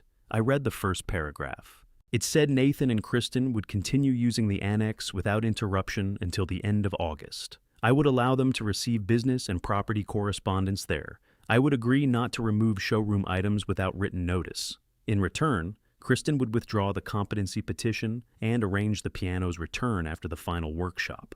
I looked up. You put the piano at the end of August. Kristen said, That's the reasonable date. You promised after Saturday, before you tried to shut down the showroom. I asked for the piano back before any of this. You're using it as leverage now. It's mine. She tapped the paper.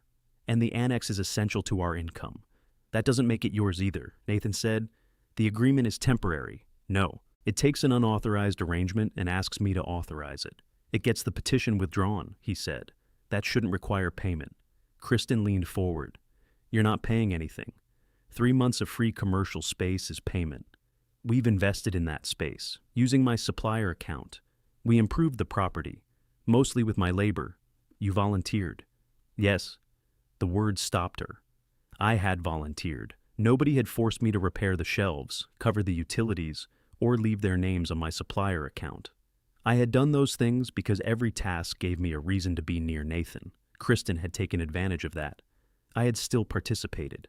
Nathan turned the laptop toward me. A column showed customer payments. Another showed what had already gone to vendors and materials. Only a little over $3,000 remained available for refunds.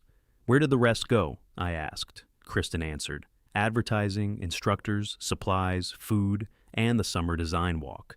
What summer design walk? The next Beekman Street event. When? Nathan pointed to a date 33 days away. We booked a larger preview the night before, he said. Then the public walk is Saturday. The final event fell just over a month away. Kristen said, If you interrupt the workshops, we lose the preview vendors too. You made those commitments after I refused the piano. We made them because the business is growing. You made them because you assumed I couldn't say no. She slid the interim agreement closer. This is the solution. No. Read all of it. I did. You didn't even take 5 minutes. It says, I surrender control of my building and mail until you decide I've earned them back. That's not what it says. It's exactly what it does. Nathan said, "Dad, could you agree to the space through the summer and separate that from everything else?" "No." His face tightened. "Then people lose money. You accepted their money. We thought the space was secure. You had a written license you never read. You didn't read it either." "That's true." Kristen picked up her pen. "If you refuse, the petition continues." Nathan turned toward her. "You said this wasn't a threat. It isn't. It's a safeguard. You're offering to withdraw it if he signs, because signing shows he can cooperate." I looked at Nathan. "Do you agree with that?" He stared at the laptop.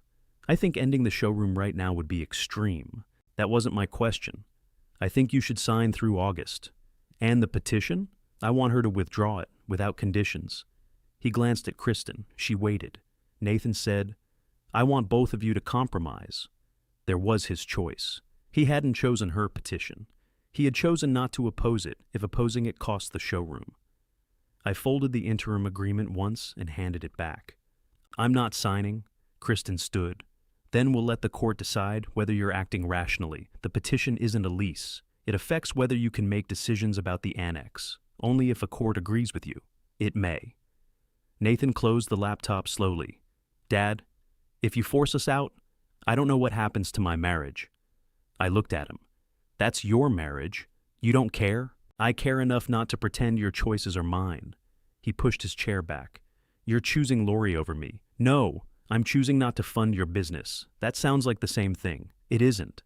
Kristen collected the papers. At the door, she said, "We'll be at the annex until a judge says otherwise." I didn't follow them outside. After their car left, I opened the cabinet above the refrigerator. A bottle of bourbon had been sitting there since the previous Christmas. I poured one quiet glass and carried it to Sharon's desk. I drank it slowly while reading her bookkeeping entry again. Commercial use license prepared, signed by all parties, original secured. The license might allow them to stay. It might allow me to end the arrangement. I still didn't know. I did know the price of finding out. Nathan could stop calling. The showroom could owe refunds. People who heard Kristen's version might believe I was confused or cruel. Defending myself would cost money, and ending the subsidy would cost my son more. I put the empty glass in the sink. Then I placed Lori's offer beside the missing license folder. If Sharon's agreement gave me the right to end their access, I would use it. I would not buy Nathan's presence with another extension. The next morning, I made an appointment with a local property lawyer. Her office was above a pharmacy downtown. I carried in the petition, the deed to the mill works, Lori's offer, Melanie's notes, and Sharon's bookkeeping entry. She read without interrupting. When she finished, she placed the court petition on top. "This document does not take away your authority," she said. "Kristen is telling people it does. It asks the court to review your ability. No decision has been made. Can it stop me from managing the annex? Not by itself. Can it stop me from moving my piano? No. What about the license? That matters. I can't find it." She tapped Sharon's entry. "You have evidence that one exists, not what it says." "Correct. What happens if I change the annex locks now? You could create a bigger problem. They've been operating there with your consent. If the license gives them notice rights, a sudden lockout could violate the agreement. What if I shut off the utilities? Same concern. I pay them. That doesn't make interruption wise." I nodded. Those were the easy, cruel shortcuts. I could have made the showroom unusable before lunch. I still controlled the main electrical account. I had keys to the building. I could have called customers and told them their workshops might disappear. I didn't want confusion to become my weapon just because Kristen had used it against me. The lawyer picked up Lori's offer. "This tells us the space has value. It doesn't give you the right to deliver it yet. I understand. If you locate the license, bring it to me before you act." "I will." She asked whether I wanted her to respond to the competency petition. "Yes. We'll address each factual claim. You'll need bank records showing payments, proof of insurance, tax receipts, and anything else that shows how you manage the property. I have all of that." "Good. What about Melanie's notes? They're useful. They show the consultant did not perform an assessment and did not find what Kristen implied she would find. Will that end the petition?" "Not automatically." I appreciated that answer. Nobody was going to make one phone call and clean this up for me. She explained that the court could appoint someone to interview me and review the claims. That person wouldn't decide the case. A judge would eventually decide whether I needed help. Can Kristen become my guardian while this is pending? Not without an order. She nominated Nathan. Has he agreed? No. Then his position will matter. I looked at the papers. How much will it cost to answer? She gave me an estimate. The initial retainer was $3,000. I wrote the check. That money would have covered months of taxes and utilities at the annex. Instead, I was spending it to answer claims created by the people using the space for free. Before I left, the lawyer said, "There's another option." What? You could offer to leave the annex arrangement unchanged if Kristen withdraws the petition. She already offered the reverse. And I refused. The lawyer closed the file. Then find the license. I spent the rest of the morning collecting records. Every property tax payment had cleared on time. The insurance was current. The electric account had never been late. The notice Kristen claimed I missed had gone to the annex because she changed the contact address. I called the insurance agency. After verifying my identity, the representative confirmed that the mailing address had been changed 3 months earlier. Who requested it? I asked. Our notes say Kristen Watkins. What authority did she claim? She was listed as the on-site business contact. That applies to the annex, not the entire policy. I understand. Change everything back to my home address. Remove her as a contact. The representative made the changes and emailed confirmation. That was another open permission closed. Then she said, there was also a refund issued last month. For what? A premium adjustment after the security system update. How much? $462. Where was it sent? To the mailing address on file. The annex. I went to Beekman Street. The showroom was closed, but Nathan's car was behind the building. I knocked on the rear door. He opened it without looking pleased. I'm working, he said. I need the insurance refund. What refund? A check came here last month. He stepped aside. The office at the back had 2 desks. Kristen's was covered with fabric samples. Nathan's held a laptop and a stack of invoices. He searched a tray near the printer. There's nothing here. Check the deposits. I don't have access to the insurance account. The check was payable to Watkins Millworks. He looked at me. Then he opened a drawer and removed a bank deposit receipt. The copy showed a check for $462. It had been deposited with showroom receipts. Did you know about this? I asked. No. Whose deposit is that? Kristen made it. Where did the money go? Into the business deposits. That check wasn't business income. I know. Get it returned. Nathan rubbed his forehead. I'll write you a check. No? Kristen moved it. Kristen returns it. It's $400. It's my $400. He looked toward the front room. I'll tell her. Tell her today. That was the required money seen in plain terms. It wasn't a hidden fortune or a clever scheme. It was a refund check that reached the wrong place because Kristen had redirected correspondence, then treated the money as another family resource. The amount didn't change my life. The assumption behind it changed my objective. On Nathan's desk was a printed email. The subject line said, Summer Series Preview. I pointed to it. What is that? He covered the page with his hand. It's tomorrow night. The larger preview is next month. This is for workshop clients and vendors. The public design walk is still next month. How many people? About 60. Why didn't you mention it? Because you're already trying to remove the piano. I read the visible part of the page. The preview began at 6. A photographer was scheduled at 5:30. The piano would be repositioned for the photographs.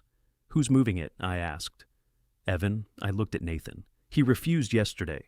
Kristen called him this morning. She told him the court issue had been clarified. It hasn't. She only wants it moved across the room. He said the weight needs inspection. I told her. Will he be allowed to inspect it? Nathan lifted his hands. You'll have to ask him. I called from the office. Evan answered after 2 rings. Kristen scheduled you for tomorrow, I said. She requested a repositioning. Did she tell you I approved? She said the piano would remain inside the same premises. That wasn't my question. No. Will you move it without my authorization? No. I was going to call you. Then I'll be here. I need that in writing. I sent him an email while we were on the phone. It authorized inspection and repositioning only. It did not authorize the piano to remain permanently or become showroom property. Evan read it. That works, he said. But if the balance shifts again, I stop. What do you need for the inspection? Clear space around the cabinet. I want to check the top and back as well as the lower section. Do you need tools? I have moving tools. You know cabinetry, right? Yes. Bring something thin for the trim. I'm not prying at finished wood with a steel bar. I'll bring what's needed. After the call, Nathan said, "Don't turn tomorrow into another confrontation. I'm attending an inspection. There will be clients here." Then Kristen should not have scheduled the mover during a preview. She thought you wouldn't come. That was her mistake. I picked up the deposit receipt. Nathan held out his hand. "I need that. I'm making a copy. You can't take business records. It shows my check." He used the printer and handed me the copy. Before I left, I asked, "Are you going to support the petition?" "No." "Have you told Kristen?" "Yes." "What did she say?" "She said the court can proceed without me. Will you tell the truth if someone asks?" Nathan looked at the floor. "Yes." "Which truth?" "That you manage your own bills, that you know what you own, that I never asked to be appointed over you." That removed one uncertainty. Nathan still wanted the showroom. He still wanted me to delay any action. But he wasn't willing to tell a court that I couldn't manage my life. I said, "Send a correction to the workshop customers." "What correction?" "Tell them there has been no finding about my health or memory." "Kristen controls the mailing list. You have the schedule and the addresses. She'll say I undermined her. You decide which statement you're willing to stand behind." I left him in the office. At 3, Kristen came to my house. She tried the old key before ringing the bell. I watched from the kitchen as she looked down at it. Then she knocked. I opened the door but stayed in the doorway. She held a check for $462. "I'm returning this before you turn it into another accusation." I looked at the check. It came from the showroom. "What did you think the refund was?" "An adjustment for the annex. The policy covers the whole millworks." I didn't know. The check said Watkins Millworks. So does the building. I took the check. "You changed the insurance address to make sure notices reached an occupied office. You deposited money payable to me. It was an error. Then say that." She pressed her lips together. "I deposited a check I believed related to our operating expenses. That isn't the same thing. It's what happened." She looked past me toward Sharon's desk. "Are you planning to bring a lawyer tomorrow?" "No." "Lori, no." "Then why are you coming?" "To inspect the piano. The preview is important. So was my answer when you asked to move it." She stepped closer. "If you embarrass us again, Nathan will not forgive you. That's for Nathan to decide. You think this ends with a lease and a rent check? It doesn't." "I know." Her expression changed slightly. I had finally answered the threat without asking her to explain it. She left. That evening, Nathan forwarded me the correction he sent to workshop customers. It said the earlier reference to the building owner's health was inaccurate and that no medical or court finding had been made. Kristen's name wasn't on it. His was. A few minutes later, he sent another message. She changed the mailing password. I may not be able to send anything else. I saved both. Then I deposited the insurance refund and put the receipt in the petition file. Before going to bed, I packed a small canvas tool roll. I added a cabinet maker's knife, 2 narrow screwdrivers, a flashlight, and a thin wooden wedge that wouldn't mark finished wood. I could have arrived at the preview angry. I could have called the police about the piano, contacted every customer, or shut off the annex power. I chose the slower route. I would inspect the instrument, find the agreement if I could, and follow the rule Sharon had written. If that rule ended the free showroom, Nathan might never enter my workshop again. I placed the tool roll beside the front door anyway.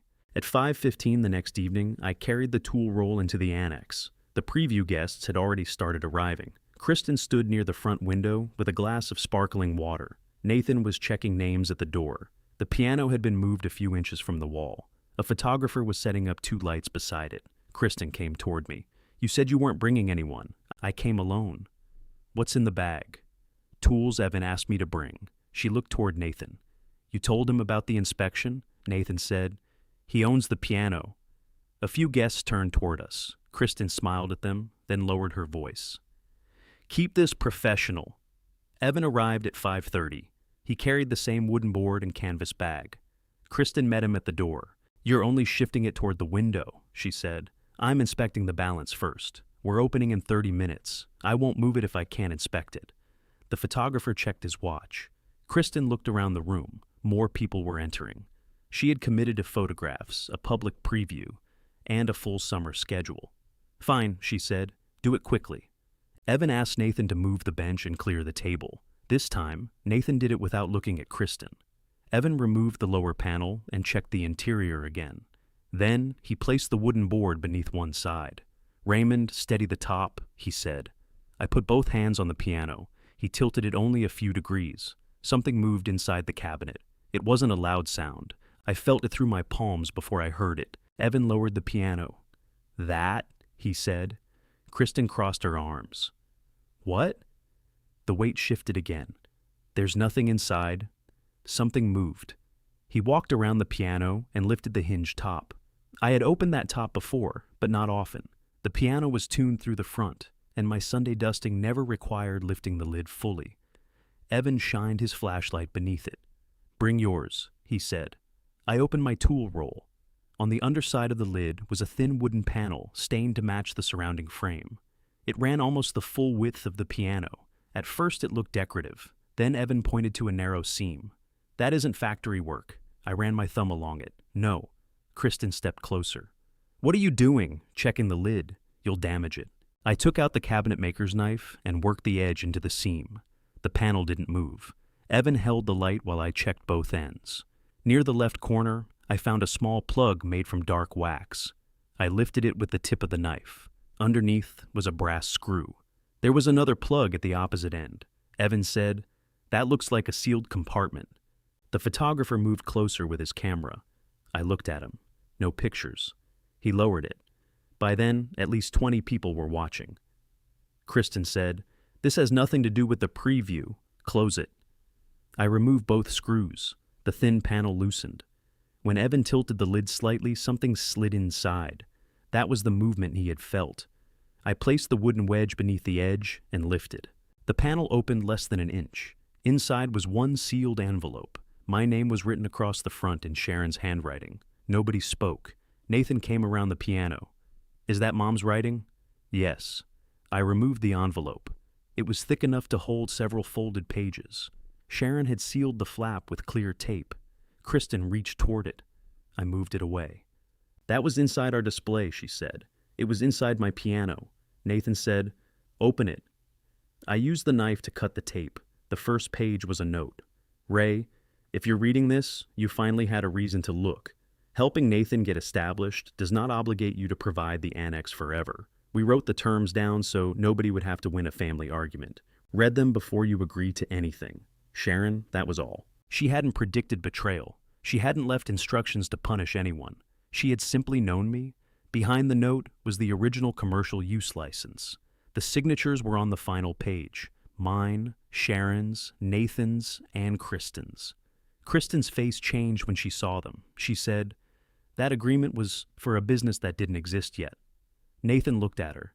"You said you couldn't remember signing it." I said I didn't have a copy. I read the pages in order. The language was simpler than I expected. I owned the annex. Nathan and Kristen could use it for commercial purposes without rent. They were responsible for their business activities and carried no ownership interest in the property.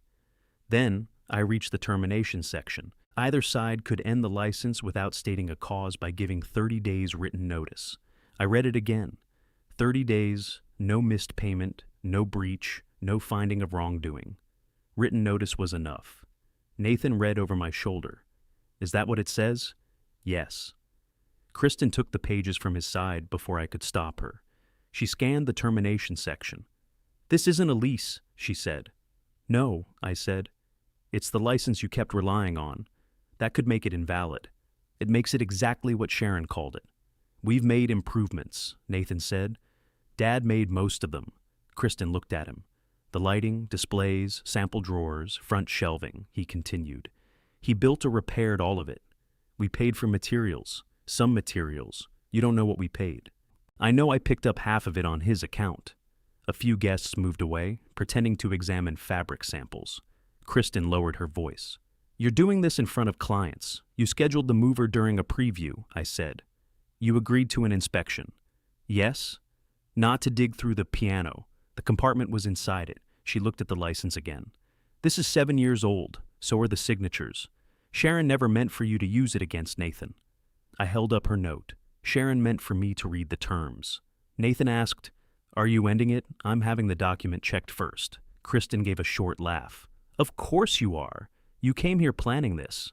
I didn't know the compartment existed. You brought tools, the mover asked me to. Evan was still holding the piano lid. He said, "That's true."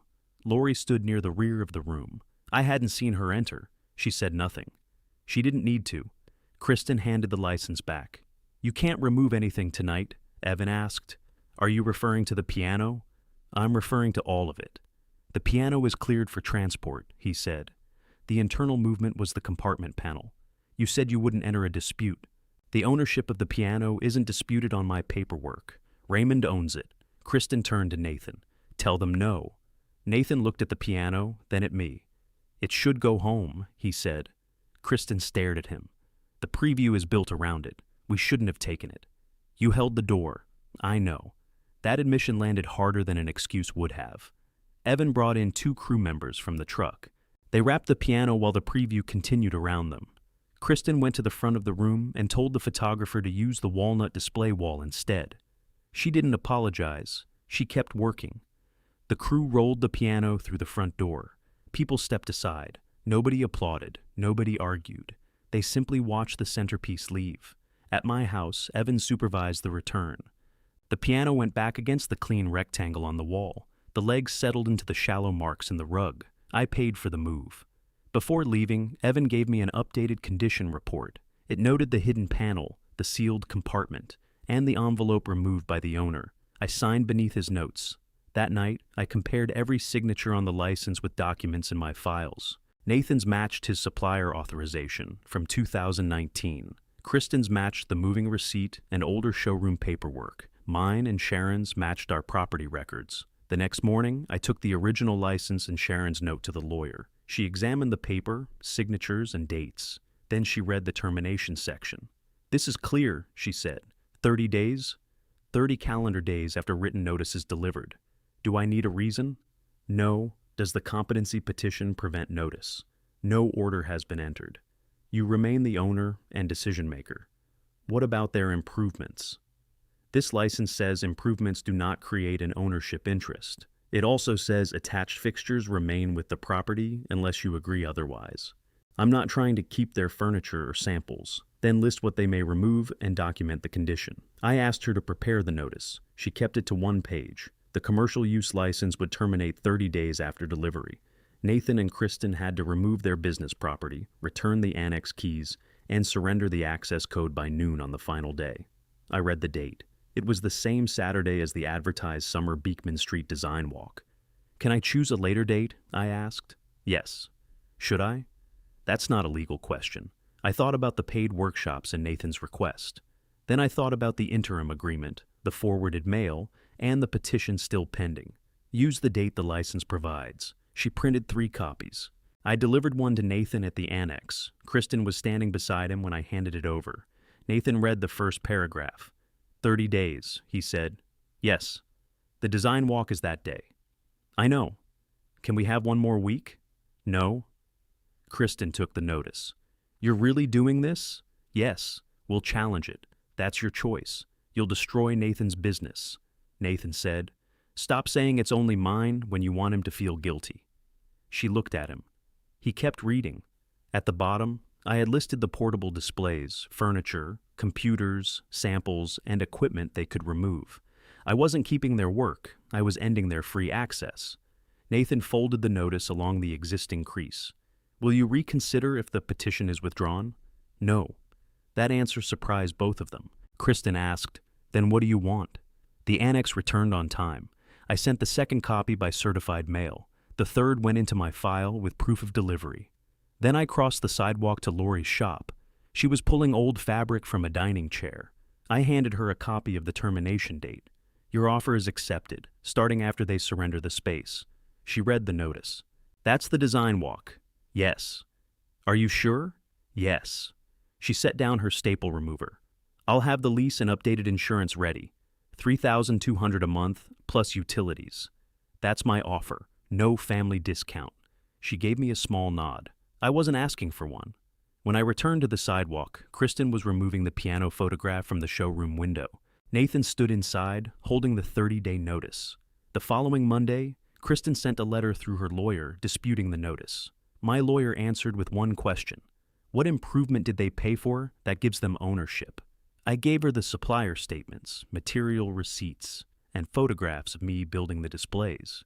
She sent a short response. The license controlled and the notice date remained unchanged. 2 days later, Nathan came to the workshop. He carried a sheet of paper Kristen wanted him to sign. It said they had made substantial permanent improvements in reliance on my promise that the annex would remain available. Did you sign it? I asked. No. Why bring it here? I want you to see what she's planning to send. I read the list: custom shelving, lighting, sample cabinets, wall repairs, security equipment. I pointed to the first item. Who built the shelving? You did. The lights? You installed most of them. The sample cabinets? You. Wall repairs? You and me. Security equipment? Kristen paid for that. One item, I know. I handed the paper back. What did you tell her? That I wouldn't sign something untrue. How did that go? She said I was helping you destroy us. Nathan sat on the edge of my workbench. She found another space, he said. Where? Near West Avenue. It's smaller. Can you afford it? Barely. Is it available? Beginning next month. That's after the notice expires. By 2 days. I waited. Nathan looked at me. Could we have those 2 days? No. He nodded once. He didn't argue. That was different, but it didn't repair anything. What will you do? I asked. Put the furniture in storage for the weekend. Move into the new place Monday. What about the design walk? Kristen says we're still doing it. The license ends at noon, I told her. And? She thinks you won't make us leave while people are watching. I set the paper on the bench. She's mistaken. Nathan rubbed both hands over his face. I know. The next week, the competency petition was withdrawn. Kristen didn't call me. She filed a 1-page notice saying she no longer wished to proceed. Nathan brought me a copy. Why did she withdraw it? I asked. My statement. What statement? I told her lawyer I wouldn't support the allegations. He had written that I managed my own property, paid my obligations, understood the annex arrangement, and had never asked him to take control of anything. The statement also admitted he had failed to stop the piano move. Did Kristen read this? I asked. Yes. What did she say? That I chose you? Did you? He looked at the floor. I chose not to lie. It wasn't the same as choosing me. It was still the first choice he had owned, without asking me to make it easier. I gave the copy back. Keep it. You may need it. The petition is withdrawn. She could file again. If she does, you'll tell the truth again. He folded the paper and put it in his jacket. Yes. The withdrawal ended the court pressure. It did not change the notice. Kristen tested that several times. First, she asked for the end of August. Then she asked for 1 month. Then 2 weeks. Her final email asked to remain through the following Monday, when the smaller suite became available. My answer stayed the same. The license ends at noon on the date stated. She replied, "You've made your position clear." I saved it.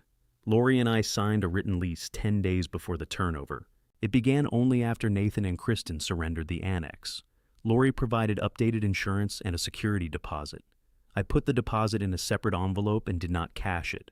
If they don't surrender on time, you keep your money, I told her. You think they won't? I think the transfer should be protected until I can deliver what I promised. She signed beneath the condition. No speeches, no family understanding, just clear terms and 2 copies. It was exactly how Sharon would have handled it, but I didn't use her name to settle the decision. The lease stood on its own. During the final week, Nathan began removing furniture. He worked mostly at night. I could hear dollies rolling across the annex floor while I closed the workshop. Kristen stayed near the front, meeting clients and answering calls. Their website still advertised the Beekman Street Design Walk. It also continued listing workshops after the termination date. On Wednesday, Nathan brought me a revised schedule. 5 workshops could move to the smaller suite.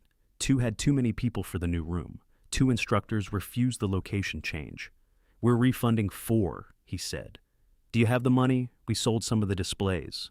And the rest? We're covering it from current design work. He looked exhausted. Kristen wanted to keep accepting registrations.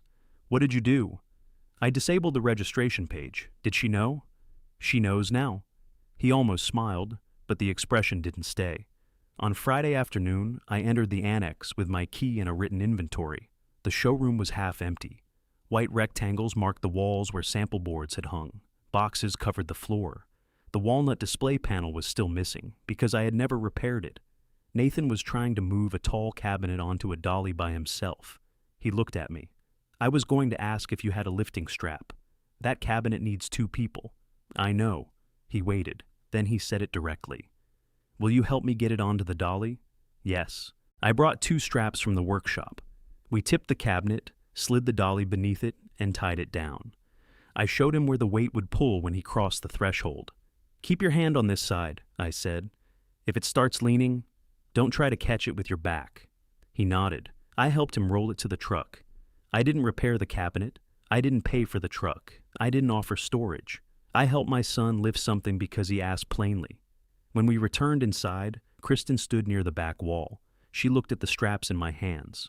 So, you'll help him move us out. He asked for help. You could have helped us stay. That required surrendering the annex. It required giving your son time. He had 30 days. She picked up a box and walked past me. That was all the accountability she offered.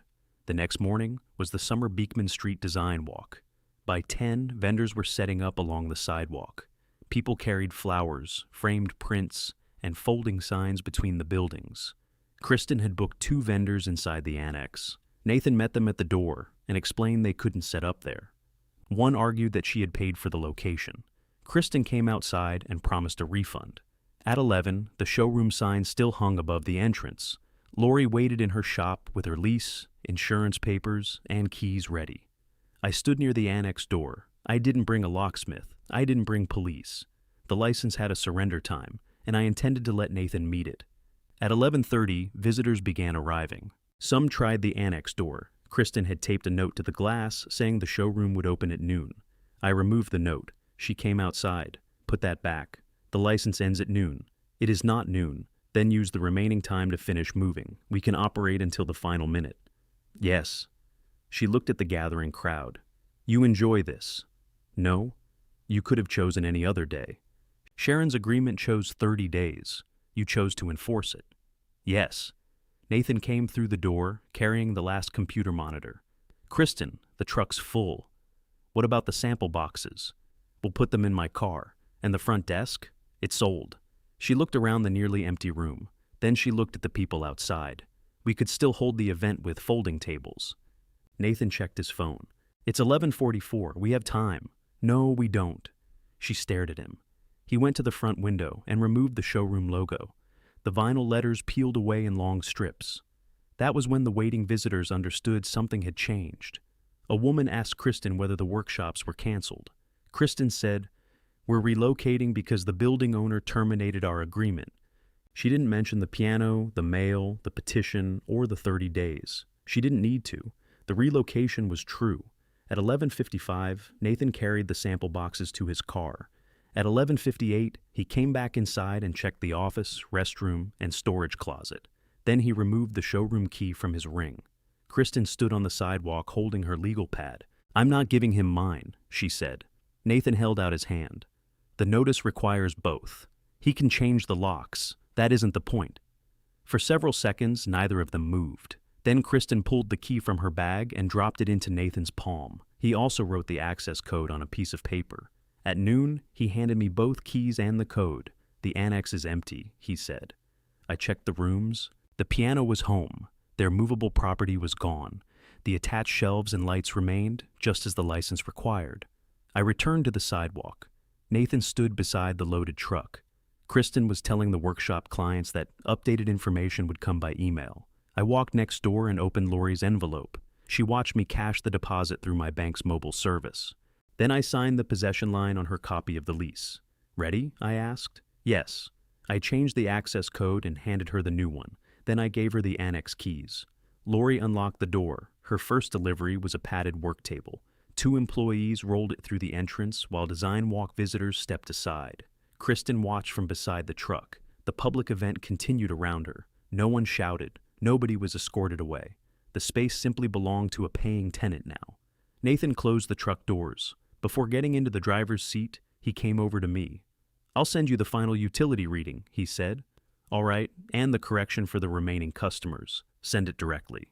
He nodded. Then he said, "Can I come by tomorrow? What do you need?" "Nothing." I looked at him. He put his hands in his pockets. "I just want to talk. I didn't promise anything beyond the invitation. Come at 3, I said. At 3 the next afternoon, Nathan knocked on the front door. He had never knocked before, unless his hands were full. I opened it. He stood there holding an envelope. Can I come in? Yes. We sat at the kitchen table. He placed the envelope between us, but didn't slide it toward me yet. For a while, neither of us spoke. Then, Nathan said, "The truck is in storage. We get the new suite tomorrow." All right, 4 workshops transferred. We refunded the others. Did everyone receive their money? Yes. And the vendors? We settled with them. He looked at the envelope. This is the final utility reading, the insurance refund receipt, and payment for the 2 failed mover visits. You don't owe me for the first visit. We caused both failures. He pushed the envelope across the table. There were copies of the bills and a check for $310. I accepted it. Thank you. Nathan nodded. He looked toward the front room. The piano was visible from his chair. Did it get damaged? No. Have you opened the compartment again? Not yet. Where's the license? In the firebox. My lawyer has a copy. That's probably smarter. He rubbed one hand over the other. I didn't come to ask for the annex. I know. I didn't come to ask you to help with the move either. All right, I need to say something without making you fix it. I waited. He took a breath. I knew Kristen was pushing too far before the piano, not about the move itself.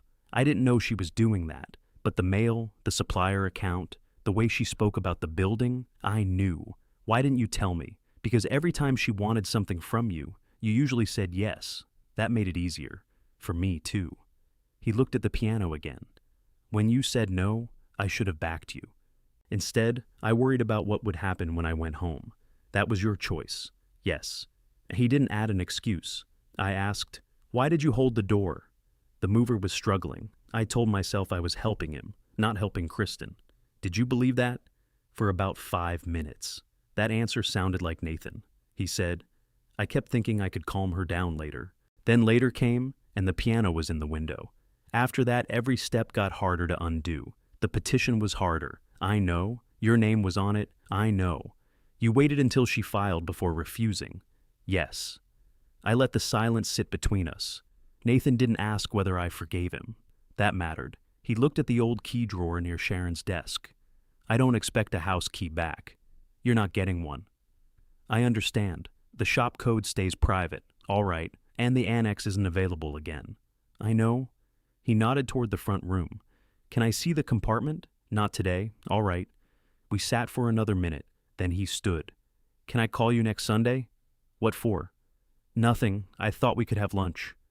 Call me. He left without carrying anything out of the house. The following Sunday, he called at 11. He didn't ask about tools, wood, or money. He asked whether I wanted soup and a sandwich from a place near Congress Park. He came alone. We ate at the kitchen table and talked about the smaller suite. He told me the rent hurt. I didn't offer to cover it. It should have hurt sooner, he said. Probably. The room they rented was less than half the size of the annex. They could display 1 full room setup instead of 3. Workshops were limited to 10 people. Nathan had taken a part-time consulting job to stabilize their income. Kristen continued operating the showroom. For the first month, she didn't contact me. She sent the updated utility information through Nathan. She removed every reference to my health from their customer emails and website. She also sent a correction to the vendors who had attended the preview.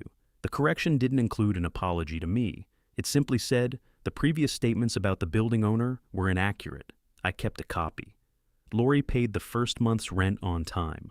She painted the annex a warm gray and moved 3 upholstery tables into the center. The attached shelves I'd built held fabric books instead of design samples. When the back door began sticking, she sent me a message. The annex door is rubbing at the top. Can you repair it as the property owner, or should I hire someone? It was a direct request with the responsibility clearly stated. I repaired it because maintaining the door was my job under our lease. She didn't ask me to fix a chair while I was there. I didn't search the room for other ways to make myself useful. 2 weeks later, Nathan called from the smaller suite. I bought a track system for the sample wall, he said. Good. I'm not asking you to install it. All right. I need to know whether these fasteners are strong enough. He sent me a photograph. They're not, I said. That wall has metal studs. What should I use? I told him. He bought the hardware himself and installed the track with a coworker. The following weekend, he invited me to see it. I went. The track wasn't perfectly level. One end sat about 1/8 of an inch low. Nathan noticed me looking. I measured from the floor, he said. The floor isn't level. I know that now. Will the samples slide? No. Then leave it. He laughed. Kristen was in the back office. She came out long enough to say hello, then returned to her desk. That was the full conversation. I stayed 15 minutes and left without being asked to repair anything. In August, Nathan came to the house twice without a task. The first time, we drank coffee on the porch. The second time, he brought an old photograph he'd found while unpacking. It showed Sharon sitting at the piano with her reading glasses on top of her head. I stood behind her, holding a cabinet door that still needed stain. On the back, Sharon had written, "Ray waiting patiently for me to finish one song." Nathan handed me the photograph. "You should keep it." "Where did you find it?" "In a box of my old papers." Mom must have put it there. We placed it inside the piano bench with her music. Kristen asked to speak with me in September. She made the request herself. Her message said, "I want to apologize in person. I am not asking for space, money, or help." I read it several times before replying. I told her she could come on Saturday at 10. Nathan could attend, but he was not required. She arrived alone. Like Nathan, she knocked. I led her into the kitchen. She sat in the same chair Melanie had used. Kristen kept both hands on the table. "I used your key after you said no," she began. "I moved the piano anyway. I waited," she said. "I thought if the display looked good, you'd give in. You expected me to accept the decision after you made it." "Yes." "What happened after that?" "I redirected your mail and brought Melanie into it." "Why?" "I wanted your responsibilities to look like problems I could solve." "And the petition?" She looked down. "I filed it because I wanted you to seem unreasonable. I didn't have evidence that you couldn't manage your affairs." There was no softening in that sentence, no claim that she'd only been concerned. I asked, "Why did you use Nathan's name?" "Because I thought you wouldn't fight both of us." "Did you know he hadn't agreed?" "Yes." She looked toward the front room. "I was wrong. Yes. I also treated the annex like it belonged to the business. It didn't. I know that now. You knew it before. You signed the license." She accepted that without arguing. After a moment, she said, "I'm sorry." I didn't tell her the apology restored anything. "The annex remains leased to Lori," I said. "I understand." "You won't receive a house key." "I understand." "I won't pay showroom expenses or provide free work." "I'm not asking you to." "What are you asking for?" "A chance to stop making things worse." "That depends on what you do." She nodded. Before leaving, she handed me a receipt showing the moving company had been reimbursed for the original job after she admitted the authorization was disputed. It didn't return anything to me. It corrected the record with the company she had misled. That was an action. I kept the receipt. Kristen didn't become warm after that. We didn't start having weekly dinners. She remained embarrassed and sometimes defensive. But she stopped speaking for me. When Nathan invited me to their suite reopening, Kristen asked directly whether I wanted to attend. She didn't tell vendors I had approved anything. She didn't refer to the annex as something taken from them. I attended for 20 minutes. Then I went home. By October, Nathan and I had a routine that didn't depend on broken furniture. He called most Sundays. Sometimes we ate, sometimes we talked for 10 minutes and went on with the day. Once, he canceled because he had work. I noticed the old feeling in me, the urge to drive over with a tool or a reason. I stayed home. He called the next evening. Lori's rent arrived on the 1st of each month. The property costs came out of it, and the rest stayed where business income belonged. The piano remained in the front room. I had it tuned and repaired the 2 small wax plugs beneath the lid. I left the compartment usable. The original license stayed in the firebox. Copies remained with my lawyer and Lori's lease file. Sharon's cover note stayed on my desk for months. If this story meant something to you, tell me what boundary you would have set, and subscribe if you'd like to hear another one. On the first Sunday in November, Nathan came for coffee and left before noon. He didn't bring a problem. He didn't take a tool. We talked about the cold weather and a restaurant he wanted to try. After his car pulled away, I cleaned the piano with Sharon's cloth. I lifted the hinge top and removed the 2 brass screws. The thin panel opened without resistance. For a moment, I read her note again. She had protected a choice, not a punishment. The choice had cost me something, but it was mine to make. I folded the paper along its original crease. The house was quiet. Sunlight from the front windows crossed the keys and showed a faint line of dust I had missed near the music stand. I wiped it away. Then I placed Sharon's cover note back inside the compartment, closed it, and rested my hand on the polished lid.